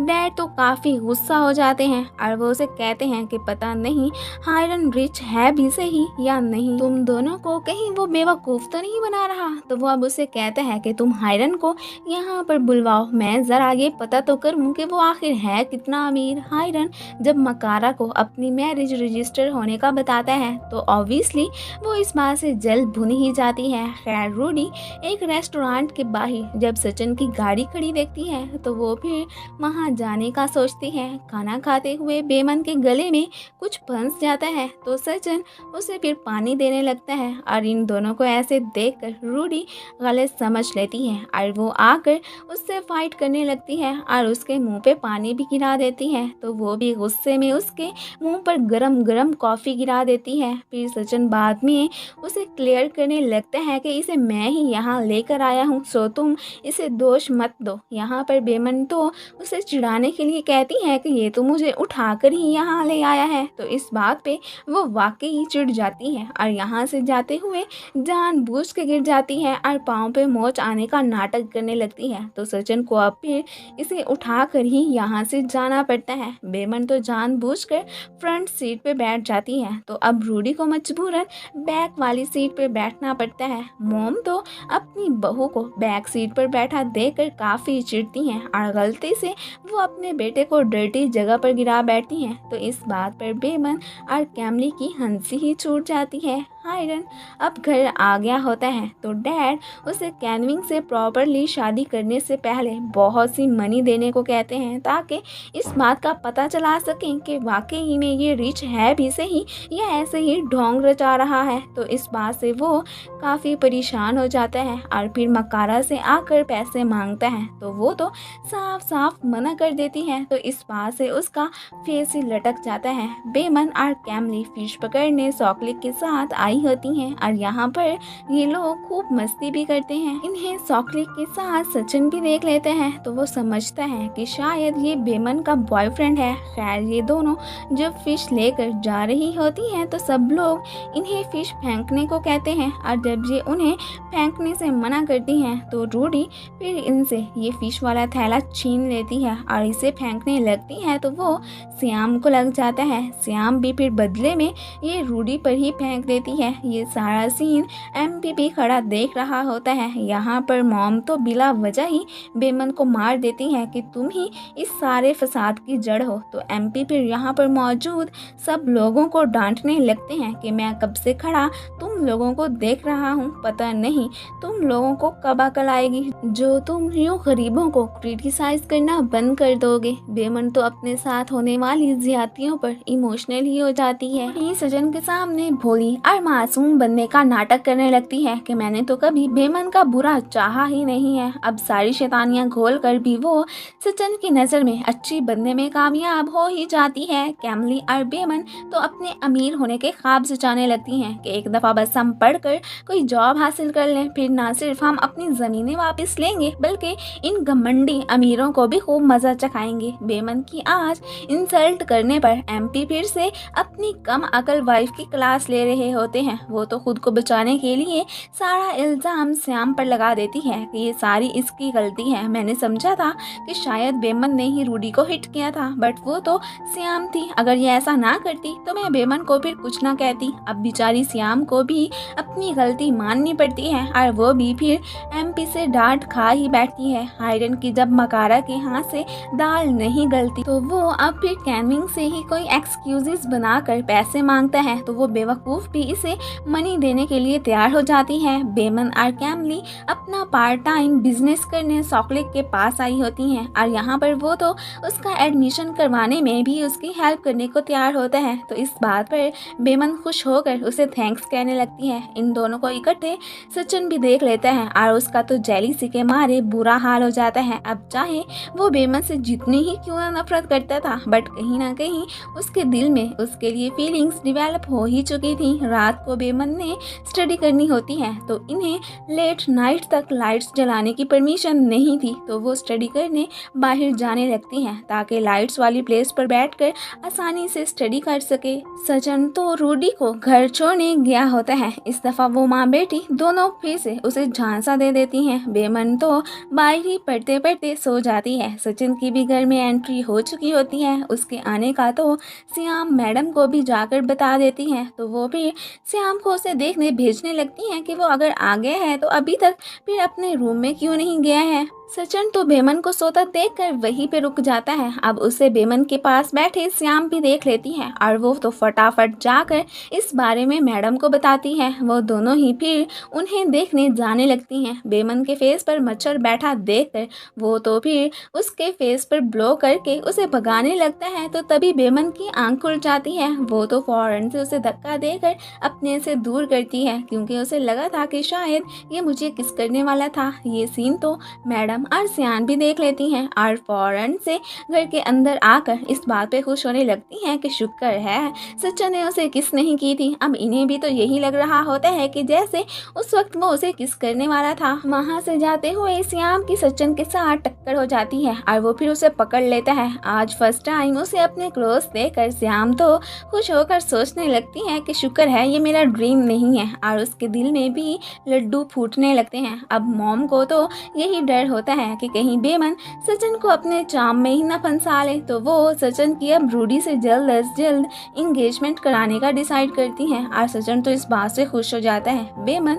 और कैमली जब नेक्स्ट डे मार्केट जाने लगती हैं तो मॉम उन्हें जल्दी घर आने का ऑर्डर देती हैं क्योंकि कैनविंग की शादी होने वाली थी, तो घर में ये सारे काम इन्हीं बिचारियों से करवाती थी। ये दोनों तो फिर सॉकलिक के पास आ गई होती हैं। यहाँ पर सचिन फिर से इन्हें देख लेता है और उसका बस नहीं चल रहा होता कि वो जाकर सॉकलिक का मुंह ही तोड़ दे। वाह यार क्या जेलिसी है। कैनविंग हायरन के घर आई होती है। काफी देर वेट करने के बाद भी वो घर नहीं आया होता, तो वो कॉल करके उससे पूछने लगती है कि तुम कहाँ हो। यहाँ पर तो वो उल्टा उसी पे गुस्से करने लगता है कि तुम्हें अब मेरी क्या जरूरत पड़ गई है। इस बात पे तो वो इमोशनल हो जाती है और घर पर डैड भी उसे रोता हुआ देख लेते हैं और वो फिर उसे तसल्ली देकर कहने लगते हैं कि बेटा अगर तुम्हें कोई भी प्रॉब्लम है तो तुम मुझसे शेयर कर सकती हो, आखिर मैं तुम्हारा डैड हूँ, तुम्हारा ख्याल रखना मेरा फर्ज है। अब इससे पहले कि कैनविंग उन्हें कुछ बताती, ऊपर से मॉम आकर उन्हें कहने लगती हैं कि ये बस ऐसे ही इमोशनल हो रही होगी, भला मेरी बेटी को क्या प्रॉब्लम हो सकती है। लेकिन डैड को फिर भी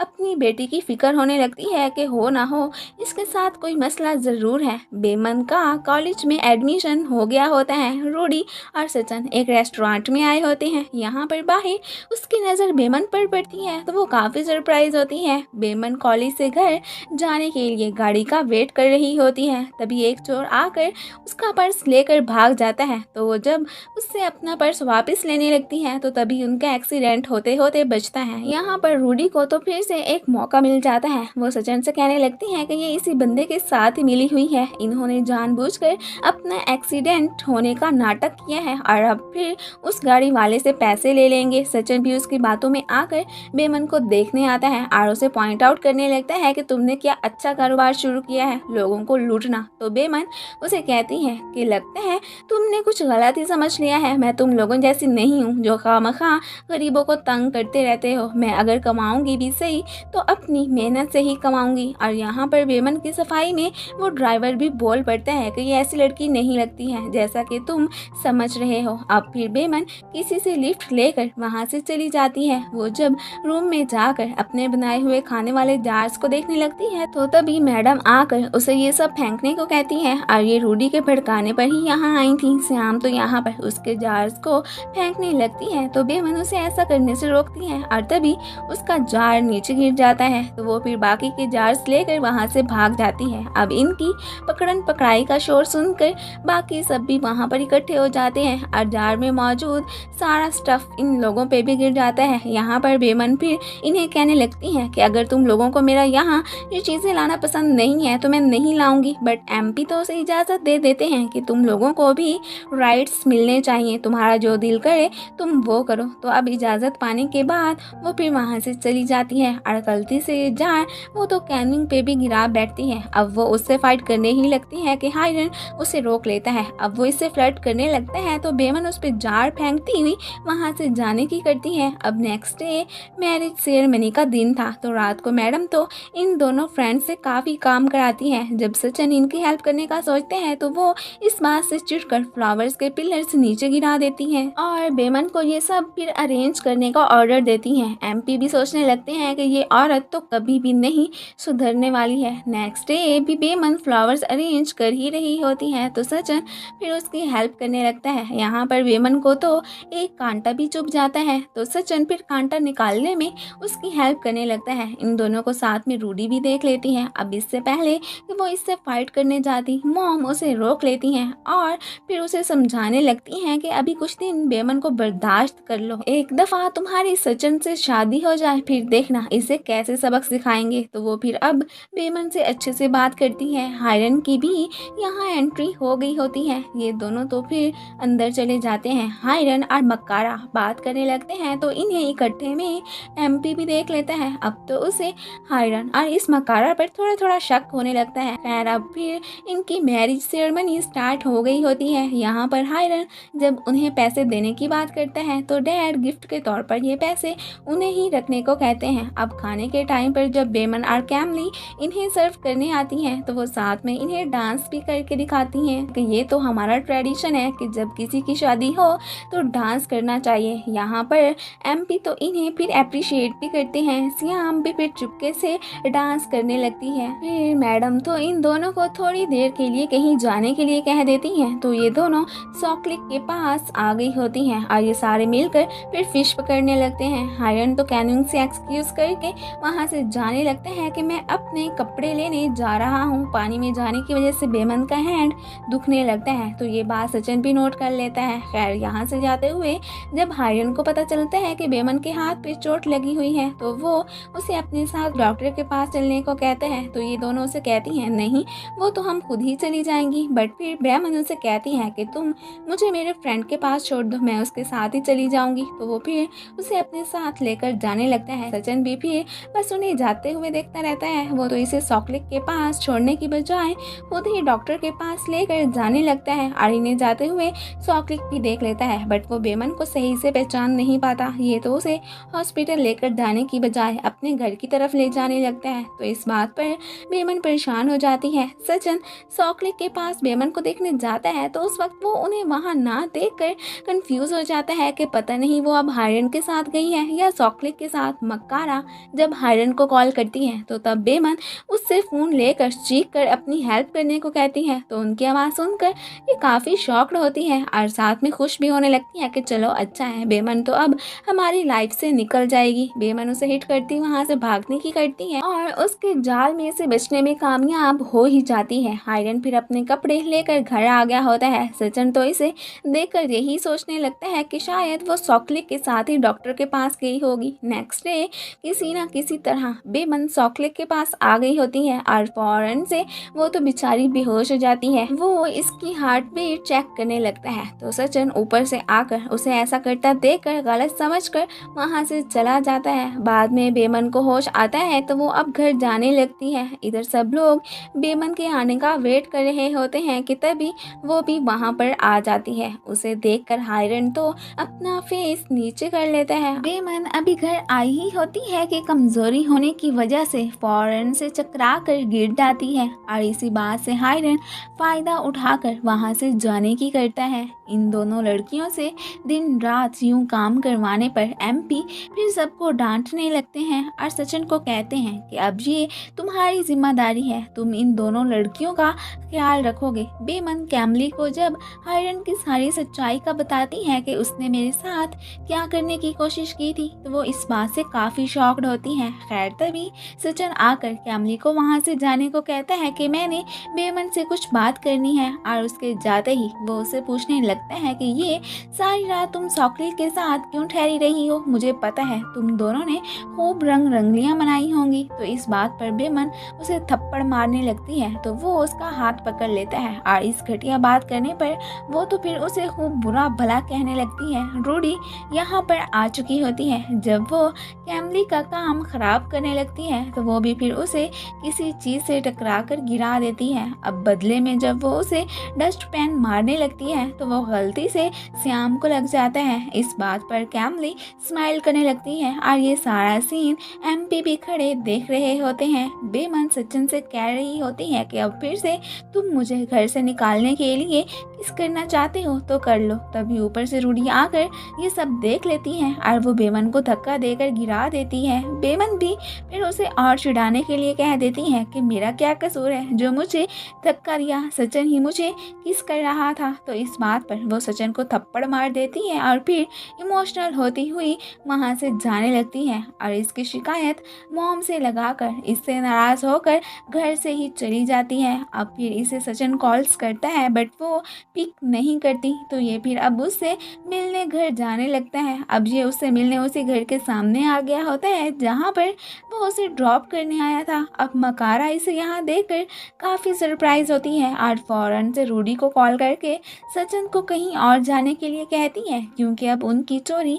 पकड़ी जो जा रही थी। तो वो भी फिर उसे कॉल करके कोई एक्सक्यूज़ बनाकर उसे घर की बजाय किसी और प्लेस पर मिलने के लिए बुलाती है। श्याम, कैमली और बेमन को अब लाइट्स ऑफ करके सोने के लिए कहती है। उन्हें तो अब अपने बिजनेस पे भी जाना था तो उन्हें डर था कि कोई उन्हें जाता देख ना ले, सो वो सबको घर में रखने के लिए एक प्लान बनाने लगती हैं। सचिन के मनाने पर फिर रूडी मैडम अब उससे अपनी नाराज़गी ख़त्म कर ही लेती है। श्याम अभी अपने रूम में ही खड़ी होती है कि बेमन और कैमली उसे भूत बनकर डरा देती हैं। अब तो वो घर से बाहर ना निकलने का ही सोचती है। इसके बाद वो दोनों फिर मैडम सूट को भी अच्छे से डरा देती हैं बट एमपी के देखने से पहले ही वो दोनों वहाँ से चली जाती हैं। अब फिर वो कैनविंग को भी डरा देती हैं। वो भी इन्हें देखकर एक जोरदार चीख मारती हैं। अब इन सब को अच्छे से डराने के बाद वो फिर सॉकलिक के पास अपने पार्ट टाइम बिजनेस के लिए आ गई होती हैं। उधर तो ये सब इन भूतों के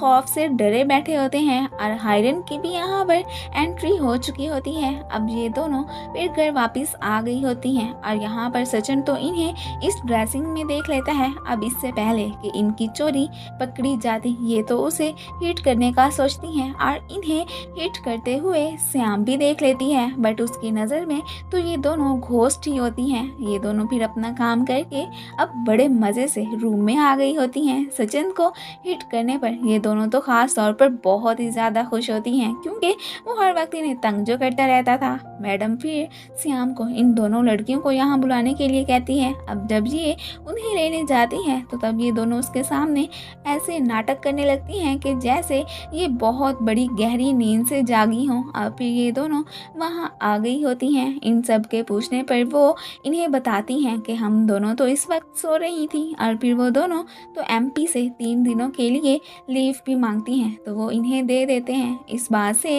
ये दोनों बहुत खुश होती हैं। पेक्ट्रा के साथ साथ तो किसी ने स्कैम कर लिया होता है और वो पनाह लेने फिर मकारा के घर आई होती है। इसके साथ तो ऐसा ही होना चाहिए था, जो दूसरों के साथ बुरा करता है उसके अपने साथ भी ऐसा ही होता है। सचिन और एमपी अब गांव वालों का हाल चाल पूछने आए होते हैं। यहाँ पर तो ये दोनों उन्हें अपनी बेटियों का भी बताने लगते हैं कि वो भी सिटी में जॉब करने गई हैं। मकारा तो सुट को अपने साथ एक ट्रिप पर चलने के लिए कहती है, तो वो भी फौरन से उसके साथ जाने के लिए मान जाती है और इसके पीछे भी इस मकारा का कोई जाल बिछा था। बेमन और कैमली का पार्ट टाइम बिजनेस तो बहुत अच्छा जा रहा होता है, तो वो इस बात से बहुत खुश होते हैं। अब मकारा का सुट को ट्रिप पे ले जाने का जो मकसद था वो ये था कि हायरन पीछे से कैनविंग को उनके बताए हुए फेक कसिनो लेकर जाएगा और वहाँ पर ये लोग फिर उससे सारी मनी लॉस्ट करवा लेंगे और फिर बस उसकी लॉस्ट की हुई मनी फिर इनकी हो जाएगी। गांव में सब लोग तो एमपी के वहाँ पर आने से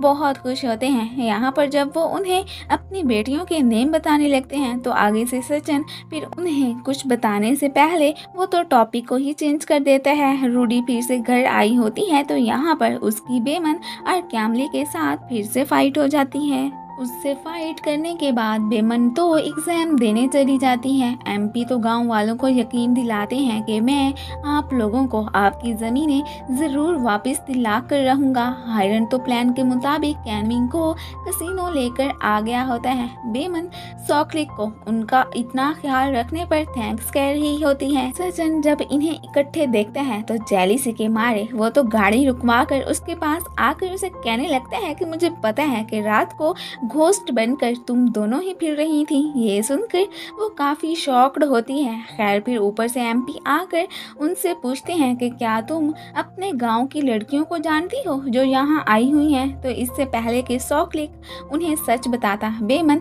उसे चुप करा देती है। सचिन तो डैड को वहाँ से जाने का कहकर खुद बेमन के साथ पैदल ही जाने लगता है। बेमन उसके साथ जाना तो नहीं चाहती थी, लेकिन फिर भी वो उसे घसीटता हुआ अपने साथ लेकर जाने ही लगता है।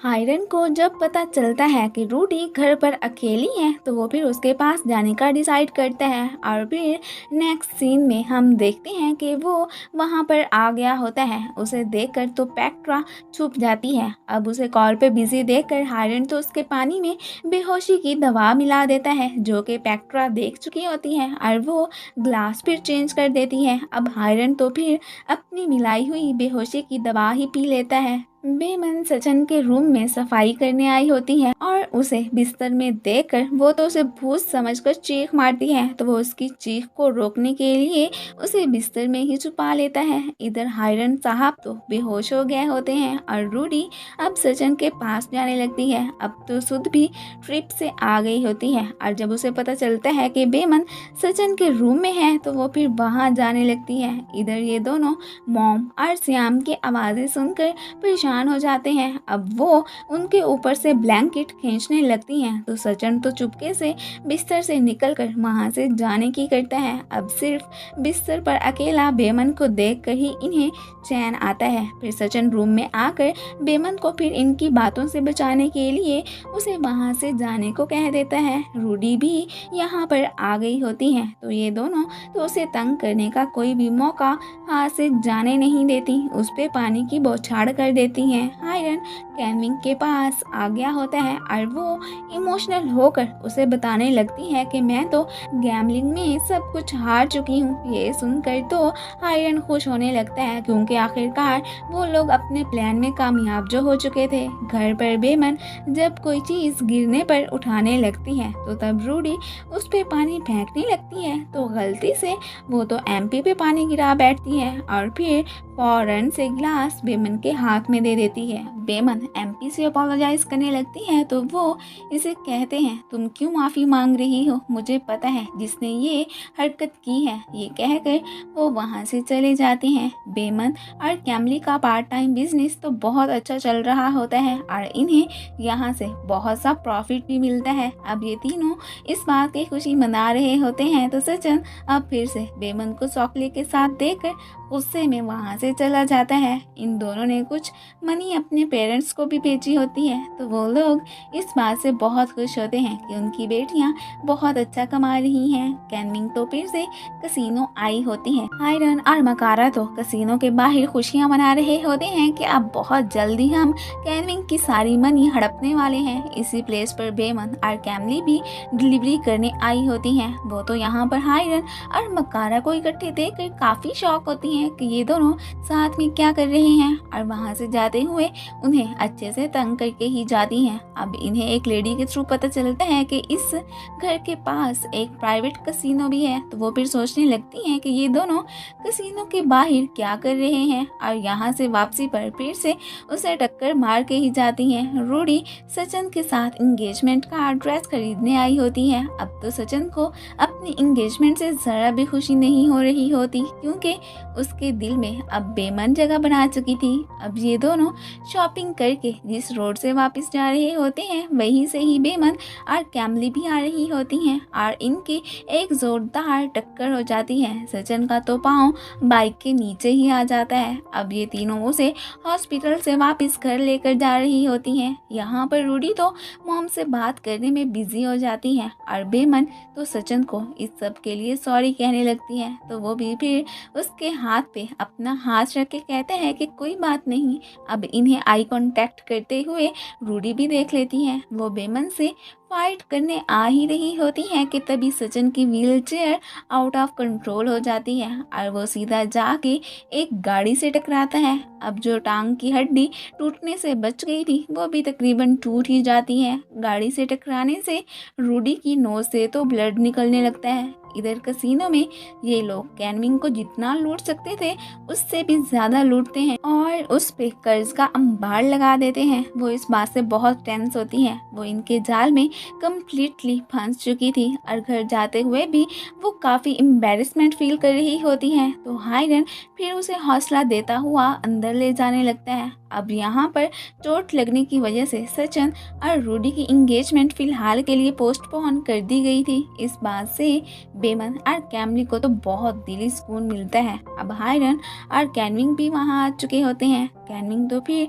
वहाँ से एक्सक्यूज बनाकर रूम में चली जाती है। अब डैड को तो यकीन होता है कि उनकी बेटी के साथ कोई प्रॉब्लम है, और वो सुध को इस मसले का पता लगाने को कहते हैं, बट वो तो मानने को ही तैयार नहीं होती। भला मेरी बेटी को क्या प्रॉब्लम होगी। अब यहाँ पर वो बेमन को कोसने लगती हैं कि उसकी वजह से इंगेजमेंट को पोस्टपोन करना पड़ा, बट एमपी उसे कहते हैं कि मुझे लगता है कि इस बात से सचिन को जरा भी दुख नहीं हुआ है, बल्कि वो तो इंगेजमेंट ना होने से खुश है। यहाँ पर वो उससे ये भी कहते हैं कि अगर वो रूडी की जगह बेमन को लाइक करेगा तो मुझे इस बात से कोई एतराज नहीं होगा, बट सुध तो इस बात से मुंह फुला के बैठ जाती है। सचिन तो इनकी बातें सुन रहा होता है, और वो तो इस बात से खुश होने लगता है कि अगर मैं बेमन को अपना लाइफ पार्टनर बना लूंगा तो कम से कम डैड को तो इससे कोई मसला नहीं होगा। रात को वो बेमन को अकेला बैठकर वहां जाने लगता है, तो इधर उधर फिरने वाले इंसेक्ट्स को देखकर डर जाता है, और वो बेमन को फिर डर के मारे चिपक जाता है। श्याम तो इन दोनों को साथ में देखकर गलती समझ बैठती है। खैर यहाँ पर सचिन जब उससे फ्लर्ट करने लगता है तो वो उसकी नोज पे बाइट कर लेती है। श्याम तो ये सब देखकर फटाफट सुध को जाके बताती है। अब इससे पहले कि वो बेमन के पास जाती, ऊपर से सचिन आकर उनका ये प्लान नाकाम कर देता है। बेमन और कैमली के पेरेंट्स अपनी बेटियों के लिए बहुत उदास होते हैं, तो वो फिर उनसे मिलने जाने का डिसाइड करते हैं। सॉकली की प्लेस का कैमली के डैड को पता था। आखिरकार वो उसका फ्रेंड जो था सचिन और रूडी फिर से कहीं जा रहे होते हैं, तो रास्ते में उनकी नज़र बेमन पे पड़ती है, जो इस वक्त यूनिफॉर्म पहने हुए होती है। तो सचिन अब उसे देखने जाने लगता है। इधर ही बेमन की पेक्ट्रा से मुलाकात हो जाती है। अब इससे पहले कि वो उससे सब सच सच का पता चलाती, ऊपर से सचिन और रूडी वहाँ पर आ जाते हैं। तो पेक्ट्रा इस बात से फायदा उठाकर वहाँ से भागने की करती है। तो बेमन फिर अब गुस्से में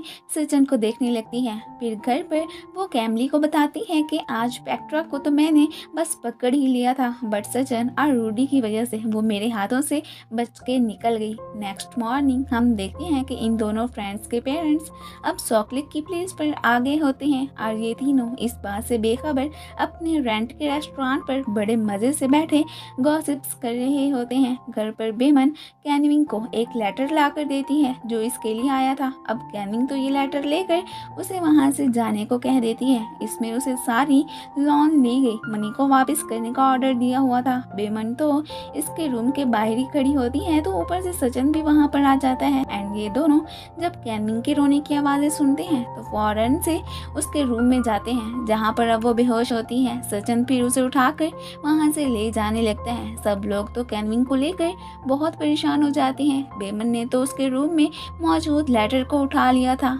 इधर हायरन और मकारा तो अपनी जीत का जश्न मना रहे होते हैं कि अब सचिन की फैमिली की सारी मनी हमारी हो चुकी है। रूडी आकर उन्हें फिर बताती है कि कैनविंग का मिसकैरेज हो गया है, अब फिर से हमारे एंगेजमेंट को पोस्टपोन कर दिया गया है। उसकी मॉम को तो अब इस बात से कोई फर्क नहीं पड़ता था कि रूडी की एंगेजमेंट सचिन से हो या ना हो। कैनविंग तो अपने बेबी को खोने से बहुत अपसेट होती है। घर पर बेमन और कैमली तो वो लेटर पढ़ चुकी होती हैं और वो दोनों इस बात से काफ़ी परेशान होती हैं कि अगर वाकई में कैनविंग ने इतना सारा कर्ज लिया है जो इस लेटर में अब वापस लेने की डिमांड कर रहे हैं तो एमपी की फैमिली तो इस कर्ज को चुकाते चुकाते अपने घर को भी खो देगी। इन्हें यहाँ पर इस सारे स्कैम के पीछे हायरन और मकारा पर ही शक होने लगता है। हायरन जब कैनविंग को भेजा हुआ लेटर देखने लगता है तो वो इसे यहाँ पर नहीं मिलता तो इस बात पर वो परेशान हो जाता है कि वो आखिर कहाँ गया। रात को एमपी जब अपनी लैंड्स के डॉक्यूमेंट्स देखने लगते हैं तो इसमें उसे कुछ डॉक्यूमेंट्स मिसिंग लगते हैं तो वो इस बात पे परेशान हो जाते हैं। बेमन और सचिन की जब मुलाकात होती है तो तब बेमन को उसके लिए बहुत बैड फील हो रहा होता है कि पता नहीं अब इनका क्या बनेगा। अब कैनविंग ने इन्हें लेटर का नहीं बताया होता तो बेमन भी फिर इस बारे में सचिन को कुछ नहीं बताती। फिर नेक्स्ट सीन में हम देखते हैं कि हॉस्पिटल में रूडी और मकारा तो कैनविंग को पूछने आई होती हैं और इमोशनल होने की बहुत ही अमेजिंग एक्टिंग करने लगती हैं। उनके जाने के बाद हायरन भी फिर यहाँ पर आ चुका होता है और वो भी यहाँ पर इमोशनल होने की बहुत ज़्यादा ही एक्टिंग करने लगता है। दूसरी तरफ डैड सचिन को खानदानी रिंग देकर कहते हैं कि तुम जो भी अपना लाइफ पार्टनर चुनोगे उसे तुम ये रिंग ही पहनाना। अब सचिन यहाँ पर खड़े होकर रिंग को देख रहा होता है तो वहीं नीचे ही बेमन भी खड़ी होती है। सचिन का इस रिंग को रूडी को देने का बिल्कुल भी मन नहीं कर रहा होता। तभी वो रिंग गिरने लगती है तो बेमन उसे पकड़ लेती है तो अब सचिन फिर ये रिंग उसे देकर कहता है कि इसे तुम संभाल कर रखना। तो वो तो इतनी ब्यूटीफुल डायमंड की रिंग देखकर काफ़ी सरप्राइज होती है और सोचने लगती है कि ये इसने मुझे क्यों दी है और फिर अब वो इसे एक सेफली प्लेस पर रखने का सोचने लगती है। नेक्स्ट डे बेमन और कैमली जब काम पे जा रही होती हैं तो तब सचिन उसके पास आकर उसे थैंक्स कहता है कि तुमने मेरी रिंग का ख्याल रखा है। एंड तभी यहाँ पर कैमली उससे पूछती है कि कैसी रिंग। अब इससे पहले कि बेमन उसे इस सब के बारे में बताती ऊपर से श्याम आ जाती है तो वो दोनों फिर चुप कर जाती हैं। एमपी सूट से पूछ रहे होते हैं कि मेरे डॉक्यूमेंट्स में से कुछ गायब हैं, क्या तुम्हें पता है कि वो कहाँ है। तो यहाँ पर वो फिर उन्हें बताती हैं कि वो तो मैंने हायरन को दे दिए थे। तो इस बात पे वो उस पर गुस्सा करने लगते हैं कि एक तो आदमी वो मुझे भाता नहीं है, ऊपर से तुमने उसे डॉक्यूमेंट्स भी दे दिए। एंड तभी यहाँ पर सचिन भी आ जाता है और इसी बात को लेकर एमपी की अचानक से फिर तबीयत भी खराब हो जाती है। दूसरी तरफ चॉकलेट को भी पता चल गया होता है कि बेमन और कैमली के पेरेंट्स यहाँ पर आ चुके हैं। एंड तभी यहाँ पर बेमन और कैमली भी आ जाती हैं और वो तो अपने पेरेंट्स को यहाँ देखकर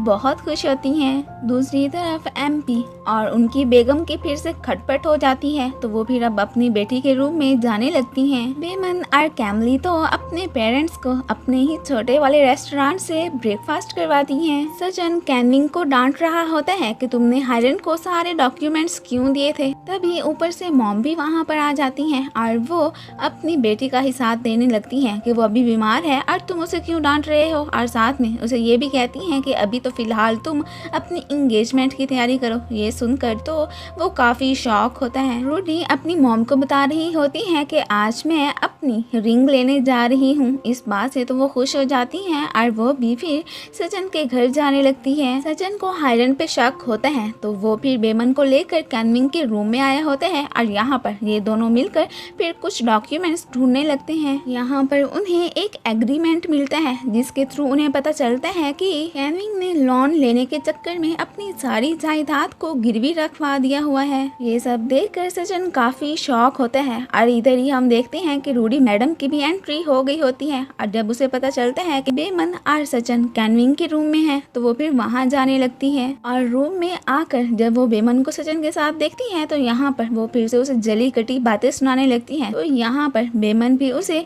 फिर उसकी टक्कर का जवाब देकर ही जाती है। इस बात से तो वो अपना सा मुंह लेकर रह जाती है। यहाँ पर वो सचिन को अपनी खानदानी रिंग देने की बात करती है तो तभी ये सारी बातें बेमन भी सुन लेती है और वो वही वाली डायमंड की रिंग लेकर वहाँ पर आ जाती है। बट सचिन तो रूडी से कहने लगता है कि वो वाली रिंग तो मुझसे गुम हो गई है, अब तुम ये वाली पहन लो। ये देखकर तो बेमन सब समझ जाती है कि असल में ये खानदानी रिंग रूडी को देना ही नहीं चाहता है और फिर सचिन के कहने पर वो वहाँ से चली जाती है। इस बात पर तो रूडी को बहुत गुस्सा आता है और वो घर आकर अपनी मॉम को भी ये सारा कुछ बताती है कि सचिन ने मुझे अपनी खानदानी रिंग नहीं दी है, बल्कि उसने मुझे ये कह दिया है कि वो तो गुम हो गई है। अब यहाँ पर इन्हें तो शक होने लगता है कि वो जरूर बेमन ने ही चोरी की होगी। अब इससे पहले कि बेमन के पास कोई ये वाली रिंग देखता वो तो इसे एक जार के अंदर छुपाने लगती है। बेमन से ये रिंग निकलवाने रूडी और उसकी मॉम घर में आ गई होती हैं और यहाँ पर वो तो श्याम को इन दोनों की तलाशी लेने को कहती हैं कि खानदानी रिंग जरूर इन दोनों के पास ही होगी। सचिन तो गुस्से में जाकर कैनविंग को ये सारे एग्रीमेंट के डॉक्यूमेंट्स दिखाता है और उस वक्त ये सारे डॉक्यूमेंट्स मॉम भी देख लेती हैं और वो तो यहाँ पर कैनविंग पे गुस्सा करने लगती हैं कि ये तुमने क्या कर दिया है और वो फिर उनसे सॉरी बोलने लगती हैं। फिर तभी डैड आकर अपनी वाइफ को यूँ कैनविंग को डांटने से मना करते हैं कि जो होना था वो तो हो गया, अब इसे यूँ डांटने का क्या फायदा। बेमन और कैमले के कपड़ों की तलाशी लेने से उन्हें तो कुछ नहीं मिलता तो वो फिर उसके रूम में जाकर तलाशी करने लगती हैं और यहाँ पर मकारा तो श्याम को बेमन की बुक्स को भी जलाने का ऑर्डर दे देती हैं। इधर ही हम देखते हैं कि एमपी और कैनविंग घर आ गए होते हैं। श्याम तो उनका सारा ऑर्डर मान लेती है और वो बेमन की बुक्स को जलाने लगती है। अब यहाँ पर रूडी और मकारा तो उनके बैग्स की भी तलाशी लेने लगती हैं। अब आखिरकार आ जाके एक जार की बोतल रह जाती है और वो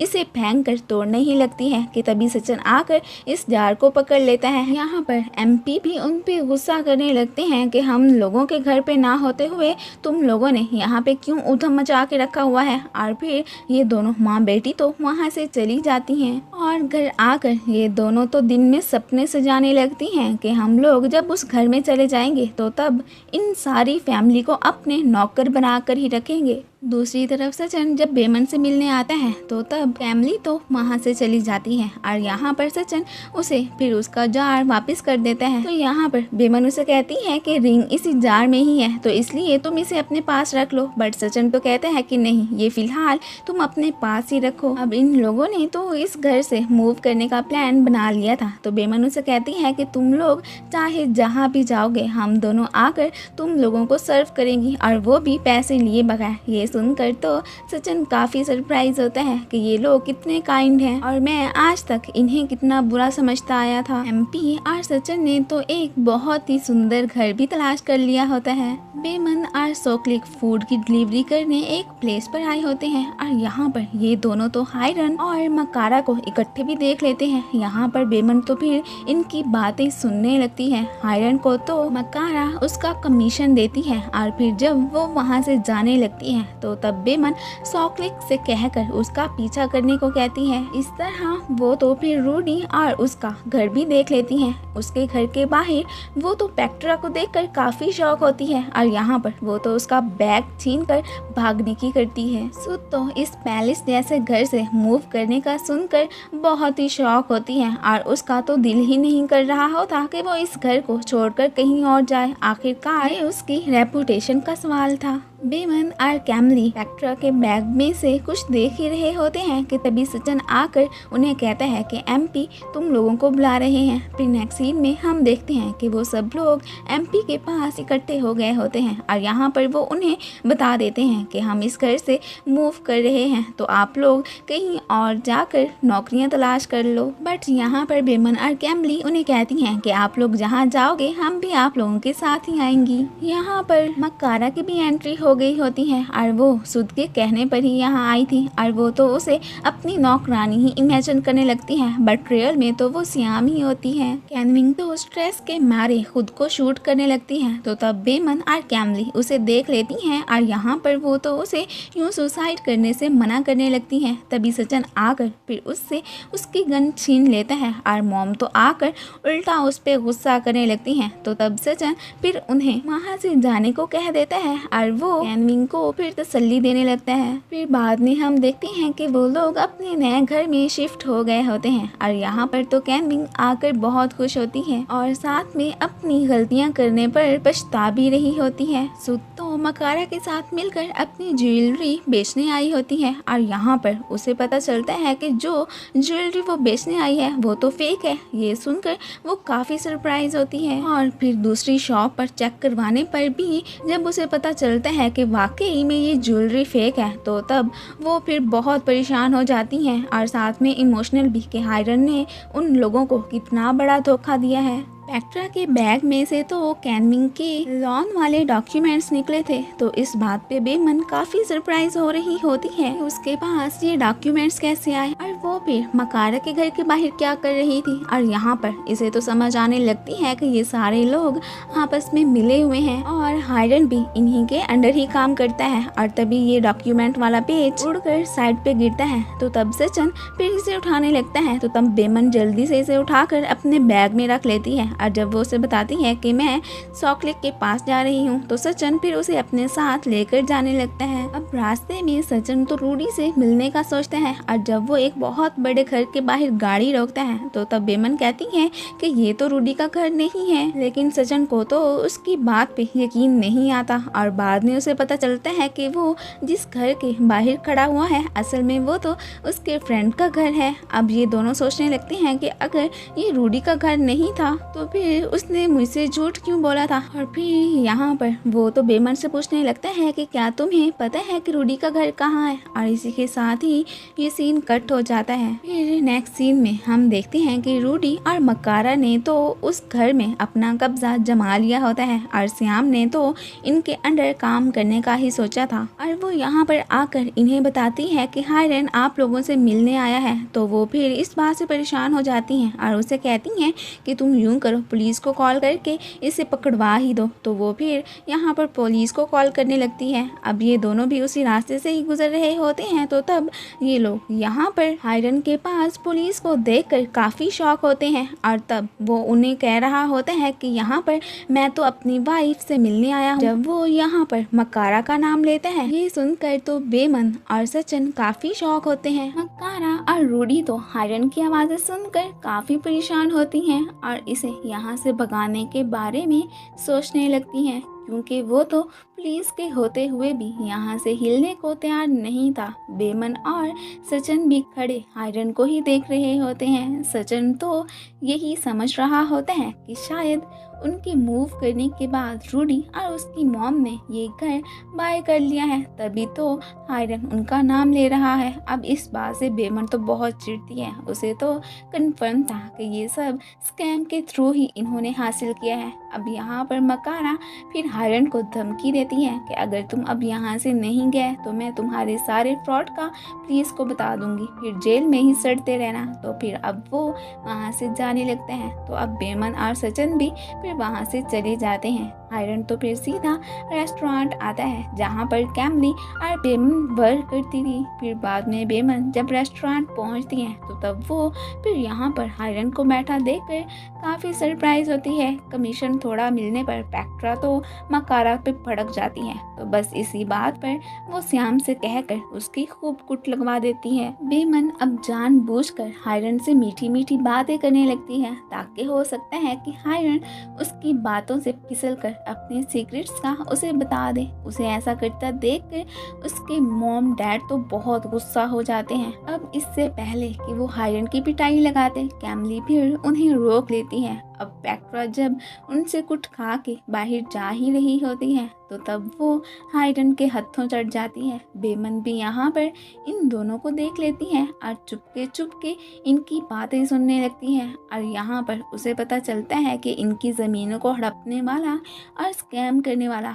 कोई और नहीं बल्कि हायरन ही है। वो इस बात से काफ़ी शॉक होती है और फिर उसे ढूंढते ढूंढते कैमली भी यहाँ पर आ जाती है और वो भी इस बात से काफ़ी सरप्राइज होती है कि पेक्ट्रा साहिबा हायरन के साथ ही मिली हुई है। दूसरी तरफ रूडी सचिन से मिलने आई होती है। यहाँ पर सचिन तो उससे ब्रेकअप करने की बात करता है कि मैं अब तुम्हारे काबिल नहीं रहा हूँ, मैं पुअर हो गया हूँ, तुम अपने लिए अब मुझसे बेहतर किसी और आदमी को ढूंढ लेना। वो तो इस बात से बहुत इमोशनल हो जाती है। आखिर को जो भी था वो सचिन को लेकर सीरियस थी। अब मनी से चीज़ें तो खरीदी जा सकती हैं बट लव नहीं। कैनविंग तो बेमन से अपोलोजाइज करती है कि मैंने पास्ट में तुमसे बहुत बुरा सलूक किया था और फिर यहाँ पर वो उससे ये भी हेल्प मांगती है कि ज़रा वो उस पर्सन का तो पता लगा दो जो हायरन के साथ ये सब स्कैम करने में इन्वॉल्व है। अब उसे तो पता था कि वो मक्कारा है बट इस बारे में कैनविंग को नहीं बताती क्योंकि उसके पास अभी उसके खिलाफ कोई ठोस एविडेंसेस जो नहीं थे। फिर बाद में सचिन उससे फेवर मांगता है कि क्या तुम मेरे साथ मेरे पुराने वाले घर में चल सकती हो, बस मैंने ये पता लगाना है कि वाकई में रूडी ने वो घर बाय किया है। तो फिर वो दोनों अब अपना गेटअप चेंज करके वहाँ पहुँचे होते हैं। यहाँ पर बेमन से तो मक्कारा का इस घर में रहना बर्दाश्त नहीं होता। वो तो यहीं पर खड़े खड़े उसकी इंसल्ट करने लगती है। वो भी आगे से गन उठाकर उसे मारने ही लगती है कि तब ये दोनों गिरते पड़ते वहाँ से भागने की करते हैं। मक्कारा फिर इन तक नहीं पहुँच पाती। अब रास्ते में एक डॉग इनके पीछे पड़ जाता है। सचिन की तो फ्रॉक पहने होने की वजह से उस डॉग के हाथों शामती आ जाती है। हायरन फिर से रेस्टोरेंट आ गया होता है। कैमली को उसके पास बैठा देखकर सॉकलिक को तो बहुत गुस्सा आता है। अब यहाँ पर बेमन और सचिन भी अपने इस गेटअप में पहुँच आए होते हैं। उन्हें तो इस अजीब से हुलिये में कोई भी पहचान नहीं पाता। हायरन तो उन्हें अजीब से लोग समझकर हिट करने ही लगता है कि सब लोग फिर उनकी साइड लेने लगते हैं। तो वो फिर अब दोनों वहाँ से चले जाते हैं। फिर नेक्स्ट सीन में हम देखते हैं कि जब वो दोनों घर आते हैं तो तब मॉम डैड उन्हें चोर समझकर शूट करने ही वाले होते हैं कि तभी फिर बेमन सचिन के सर से विग उतार देती है। तो अब जाके उन्हें पता चलता है कि ये तो उन्हीं का बेटा ही है। बेमन तो फिर वहाँ से भागने की करती है। अब फिर ये लोग अपने घर को लेकर ही डिस्कशन करने लगते हैं। तो तब बेमन इनकी बातें सुनकर डिसाइड करती है कि अब चाहे जो भी हो जाए मैं इन्हें इनका घर वापस दिला कर ही रहूँगी। पेक्ट्रा की तो हायरन के हाथों शामत आई होती है। अब ये फिर मक्कारा को मिलकर सबक सिखाने का प्लान बनाने लगते हैं। अब प्लान के अकॉर्डिंग पेक्ट्रा तो बुरी कंडीशन में उनके घर गई बैठी होती है और वो भी उसकी हालत को देखकर उसे अपनी मेड बना लेती हैं। एक मॉल में रूडी और उसकी मॉम की कैनिंग और सुड से मुलाकात हो जाती है और वो यहाँ पर इन्हें उनकी पुअर कंडीशन की वजह से लुक डाउन करने लगती हैं। तो इस बात पर इनकी अच्छी खासी फाइट हो जाती है और इसी मॉल में ही बेमन और कैमली भी आई होती हैं। वो इनकी फाइट को देख लेती हैं और फिर जाकर कैनिंग और सुड की साइड लेने लगती हैं और इन दोनों को खूब मज़ा चखाती हैं और फिर वो तो कैनविंग और सुध को लेकर वहाँ से चली जाती हैं। और इस सब इंसिडेंट के बारे में फिर सुध आकर एमपी और सचिन को भी बताती है। तो इस बात पर सचिन को रूडी पे बहुत गुस्सा आता है। खैर बेमन की अब ग्रेजुएशन कंप्लीट हो गई होती है, तो इस बात से उसके पेरेंट्स काफ़ी खुश होते हैं और अब तो वो फिर अपनी इंटर्नशिप भी स्टार्ट करने वाली थी। सॉकलिक तो बेमन को शादी के लिए प्रपोज करता है, तो इस बात से उसकी फैमिली को तो कोई एतराज़ नहीं होता और ये दोनों भी बहुत खुश होते हैं। रात को हायरन तो अपना गेटअप चेंज करके मकारा को सबक सिखाने आ गया होता है। गार्ड को तो वैसे ही उसने खरीद लिया था। बेमन, कैमली और सॉकलिक भी अपने अपने गेटअप चेंज करके आज मकारा के घर जाने लगते हैं। आज वो इनके खिलाफ एविडेंसेस इकट्ठे करने ही जा रहे थे। यहाँ पर कोइंसिडेंटली जब बेमन की नज़र कैमली की रिंग पर पड़ती है तो वो उसके पूछने पर वो उसे बताती है कि सॉकलिक ने मुझे प्रपोज किया है। तो इस बात से बेमन काफ़ी खुश होती है। सचिन अपने फ्रेंड के पास आया होता है और उसने तो उसके लिए जिस लॉयर का अरेंज किया होता है एक्चुअली में वो बेमन ही होती है, जिसका अभी सचिन को पता नहीं होता। यहाँ से जाते हुए वो तो इन दोनों को भी इंटरप्ट करके ही जाते हैं। अब ये तो वॉल कूद कर घर आ गए होते हैं और इसी टाइम पर ही हायरन साहब भी अपनी एंट्री यहाँ दे चुके होते हैं। हायरन तो पहले ही मकारा के रूम में जाता है। ये तीनों भी उसे फॉलो करते हुए वहाँ आ गए होते हैं और यहाँ पर ये उनकी रिकॉर्डिंग करने लगते हैं। अब तो उनकी बातों से इन्हें साफ साफ पता चल जाता है कि पेक्ट्रा भी इन्हीं की सबऑर्डिनेट थी और इन सब ने मिलकर ही ना सिर्फ गांव वालों के साथ स्कैम किया था बल्कि सचिन की फैमिली के साथ भी यही घिनौना खेल खेला था। ये तीनों तो यहाँ पर इनकी नज़र में भी आ जाते हैं, बट फॉर्चुनेटली फिर उनसे बच के निकल ही जाते हैं और साथ में विटनेस के तौर पर ये पेक्ट्रा को भी ले जाते हैं। इन्हें जाते हुए सचिन भी देख लेता है, बट अभी तक वो इन्हें पहचान नहीं पाया था। अब वो इन्हें यहाँ पर रोक लेता है और कहने लगता है कि तुम लोग पेक्ट्रा को यहाँ से कहाँ लेकर जा रहे हो। अब फिर इनके कहने पर पेक्ट्रा उन्हें कह देती है कि मैं तो इनके हाथों शौक से किडनैप होके जा रही हूँ, सो हमें जाने दो। तो फिर वो लोग अब इनकी किडनैपिंग में टांग नहीं अड़ाते। हायरन तो मकारा से कहता है या तो अपनी बेटी की इज्जत बचा लो या फिर अपनी सारी मनी मुझे दे दो। तो वो फिर अपनी बेटी को बचाकर अपनी सारी दौलत उसे दे देती है। और यहाँ पर जब श्याम इन्हें आकर बताती है कि ये जो स्ट्रेंजर्स आज हमारे घर आए थे वो तो विटनेस के तौर पर पेक्ट्रा को अपने साथ लेकर गए हैं। अब इसकी ये बात सुनकर तो उन तीनों के चेहरों की हवाइयाँ ही उड़ जाती हैं। दूसरी तरफ ये तीनों तो इस बात से खुश होते हैं कि इनके पास अब विटनेस के साथ साथ ठोस एविडेंसेस भी हैं। अब चाहे जो भी हो जाए वो मुजरिम तो अब हमारे हाथों से बच के नहीं निकल सकते। सचिन मॉम डैड को अपनी न्यू लॉयर का बता रहा होता है एंड आज तो उसका उससे मिलने का प्लान भी होता है। यहाँ पर जब सुड कैमली को अकेले में सफाइयाँ करते देखती है तो वो फिर उससे बेमन का पूछती है कि वो कहाँ गई है। तो वो फिर आगे से उन्हें बस इतना ही बताती है कि वो आज हाफ छुट्टी पे गई है। अब एक स्मॉल घर में रहकर कैनविंग अपने डैड के बहुत क्लोज हो गई थी और वो इस बात से काफ़ी खुश भी होती है। फिर नेक्स्ट सीन में हम देखते हैं कि सचिन अब अपनी लॉयर मैथिंग को मिलने ऑफिस आया होता है, जो कि एक्चुअली में बेमन होती है, बट वो तो यहाँ पर उससे बिल्कुल एक स्ट्रेंजर की तरह मिलती है कि सचिन को ये शक ना हो कि वो बेमन है। सचिन तो पहले उसे अपना केस देने में थोड़ा हेजिटेट हो रहा होता है कि पता नहीं ये सॉल्व कर पाएगी भी या नहीं, बट फिर उसके कॉन्फिडेंस को देखकर वो फिर उन पे बिलीव करके उसे अपना केस सॉल्व करने के लिए हायर कर ही लेता है। हायर और मकारा की अभी पैसों को लेकर बहस हो ही रही होती है कि तभी ऊपर से पुलिस भी अरेस्ट वारंट लेकर इन्हें पकड़ने पहुंच आई होती है। पहले तो ये दोनों एक दूसरे पे ही इल्ज़ाम लगाने लगते हैं कि असल में सारा स्कैम हायरन ने किया था, बट पुलिस भी भला किसी की सुनती है। वो इन सब को ही पकड़कर ले जाती है। इनको जाते देखकर श्याम तो उल्टा स्माइल ही करने लगती है। ये लालची औरत भला इसके अलावा और कर भी क्या सकती है। सचिन और उसकी फैमिली अब कोर्ट जा रही होती हैं एंड फाइनली फिर सारे एविडेंसेस और विटनेस को मद्देनजर रखते हुए इन मुजरिमों को सजा ही मिलती है। मकारा साहिबा तो अब सीधी फिर जेल में ही जाने लगती है। यहाँ पर रूडी तो सचिन पर फिर से डोरे डालने लगती है, बट अब सचिन भी उसके किसी चक्कर में नहीं आने वाला था। उसे तन्हा छोड़कर अपनी फैमिली के साथ वहाँ से साइड पे चला जाता है। रूडी तो पीछे बस रोती ही रह जाती है। बुरे लोगों के साथ हमेशा ऐसा ही होता है, जो दूसरों के साथ बुरा करते हैं एंड पे उसे तो इस बात की ज़रूर सज़ा मिलती है। खैर फिर सचिन और उसकी फैमिली तो उनके केस को सॉल्व करने पर मेथन को थैंक्स कहती है और वो तो इनसे कोई फीस वगैरह भी नहीं लेती। यहाँ पर कैनविंग उसे अपने घर डिनर पर इनवाइट करती है एंड साथ में उसे ये भी कहती है कि हमारे घर में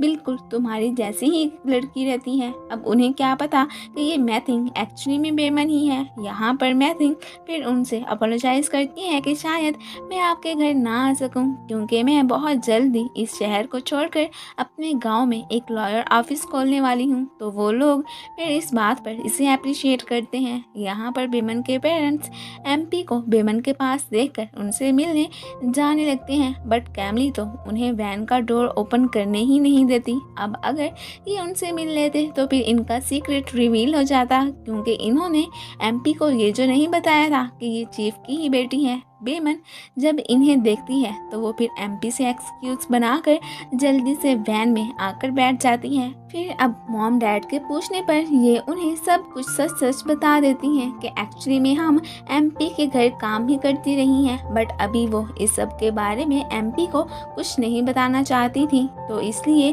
वो अपने पेरेंट्स को भी इस बारे में उन्हें कुछ ना ही बताने को कहती हैं। फिर सुध बेमन को कॉल करके काम पे आने को कहती है, बट वो तो उन्हें कह देती हैं कि अब मैं वर्क पे नहीं आ सकूंगी क्योंकि मैं अब अपने गांव वापस जा रही हूँ। सुध और कैनविंग वापस घर जाने का प्लान बना रहे होते हैं, बट सचिन और एमपी तो इसी घर में रहने का ही डिसाइड करते हैं। अब सचिन और उसके फादर बेमन को उन्हें यूं फ्री में सर्व करने पर थैंक्स कहने का सोचते हैं और फिर सचिन उसे थैंक्स कहने सॉकलिक की शॉप पे जाता है। अब उसे तो यही पता था कि सॉकलिक बेमन का बॉयफ्रेंड है। अब फिर जब उसे ये पता चलता है कि एक्चुअली में बेमन तो जस्ट उसकी फ्रेंड है, जबकि कैमली उसकी गर्लफ्रेंड है। खैर अब तो वो वैसे ही उसकी फियांसी बन चुकी है, तो वो इस सीक्रेट के रिवील होने पर बहुत खुश होता है। फिर सॉकलिक उसके पूछने पर उसे बताता है कि बेमन अब गांव वापस जा चुकी है। बेमन अब वो गांव वापस आकर एक लॉयर ऑफिस ओपन कर चुकी होती है। उसने तो खुद ही अपने साथ होने वाले स्कैम के केस को सॉल्व करके सब लोगों की ज़मीनें उन्हें वापस दिला दी थी। सचिन ने अब गांव वापस जाकर अपनी अनकम्प्लीट डिग्री को कंप्लीट करने का डिसाइड कर लिया होता है। अब वो वहां से जा ही रहा होता है कि तभी कैनविंग भी वहां पर आ जाती है। श्याम तो एमपी से सॉरी बोलती है कि मैं अपने लालच की वजह से मकारा और हायरन के साथ मिल गई थी, तो यहाँ पर एमपी को उस पर रहम आ ही जाता है और वो फिर उसे माफ़ कर देते हैं। अब फिर सुध भी वहाँ पर आ जाती है और इन सब ने अब एमपी के साथ रहने का प्लान बना लिया था। सुध को एहसास हो गया था कि लाइफ में सिर्फ पैसा जरूरी नहीं होता, बल्कि लव और रिश्ते सबसे ज़्यादा इम्पोर्टेंट होते हैं। फिर नेक्स्ट सीन में हम देखते हैं कि सचिन अब गांव आ गया होता है और जब उसे पता चलता है कि मेथंग ने इसी गांव में ही अपना ऑफिस ओपन किया है, तो वो फिर उसे मिलने भी जाता है। यहाँ पर बेमन तो उसे देखकर काफ़ी सरप्राइज होती है। अब वो इस कश्मकश में हो जाती है कि क्या सचिन यहाँ पर मेरे लिए आया है या मेथंग के लिए, क्योंकि सचिन की नज़र में तो मेथंग बेमन से ज़्यादा वेल मैनर्ड है। फिर बेमन कैमली को कॉल करके सचिन के आने का बता देती है।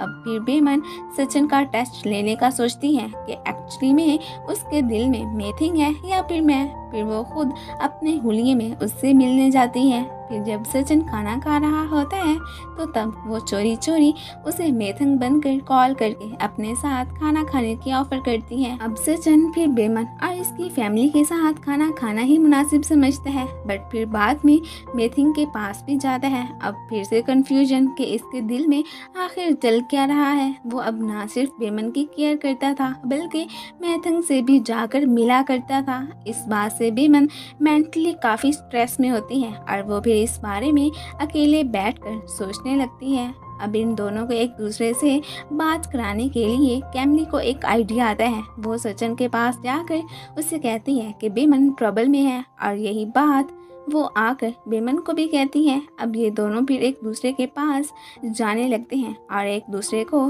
ठीक देखकर फिर ये लोग हग कर लेते हैं। फिर सचिन जब बेमन से अपनी फीलिंग्स कन्फेस कर रहा होता है तो तब बेमन उससे एक क्वेश्चन पूछती है कि तुम्हारे हार्ट के करीब मैं हूँ या मेथंग। अब वो इस बात पर सोच में पड़ जाता है तो बेमन फिर उसे कोई फैसला करके ही अपने पास आने को कहती है। कैमली भी फिर बाद में उसे कहती है कि तुम्हारे पास 3 दिन का टाइम है, जो डिसाइड करना है कर लो। अगर बेमन के लिए तुम्हारे दिल में फीलिंग्स नहीं है तो फिर तुम ये गांव छोड़कर चले जाओ। सो सचिन अब फिर सोचने लगता है उसे तो अपने हार्ट में सिर्फ और सिर्फ बेमन ही ज़्यादा करीब नज़र आती है। तो वो फिर खुश होकर बेमन के पास जाने लगता है और उससे फिर अब प्रॉपरली अपनी फीलिंग्स कन्फेस करता है। इस बात से बेमन काफ़ी खुश होती है और यहाँ पर ये दोनों फिर एक दूसरे को हग भी कर लेते हैं। अब बाद में जब वो मेथंग से मिलता है तो वो उसे फिर अपने और बेमन के रिलेशन के बारे में बताता है एंड साथ में उसे ये भी कहता है कि तुम तो हमेशा मेरी एक अच्छी फ्रेंड ही बनकर रहोगी। तो इस बात से मेथंग फिर स्माइल करने लगती है। फिर बाद में बेमन सचिन को अपने साथ टेम्पल में भी लेकर जाती है एंड यहाँ पर तो वो इससे अपनी बहुत सारी बातें भी मनवा लेती है। यहाँ पर सचिन तो इसका हाथ पकड़कर इसे शादी के लिए प्रपोज करता है। इस बात से तो बेमन फिर खुश हो जाती है। फिर नेक्स्ट सीन में हम देखते हैं कि गांव में एमपी अब अपनी फैमिली के साथ यहाँ पर आए होते हैं और यहाँ पर उन पे सीक्रेट भी रिवील हो जाता है कि बेमन ही चीफ की बेटी है। वो इस बात से काफ़ी सरप्राइज होते हैं कि ये उनके घर में काम करती रही और उन्हें पता भी नहीं चला कि यही चीफ की बेटी है। खैर फिलहाल तो यहाँ पर ये लोग प्रॉपरली चीफ से उनकी बेटी का हाथ सचिन के लिए मांगते हैं। अब उन्हें तो इस बात से कोई एतराज नहीं होता। बेमन थोड़ी परेशान होती है कि सुध मैडम क्या वाकई में मुझे अपनी डॉटर इन लॉ बनाना चाहती हैं या नहीं। फिर वो इसके पास आकर इसे बकायदा अपनी बहू एक्सेप्ट कर लेती हैं और यहाँ पर वो तो इसे खुद को मॉम बुलाने का भी कहती हैं। तो बेमन इस बात से काफ़ी खुश होती है। अब फिर हमें इनकी वेडिंग सेरेमनी का सीन दिखाया जाता है। आज के दिन तो सब लोग बहुत खुश नज़र आ रहे होते हैं।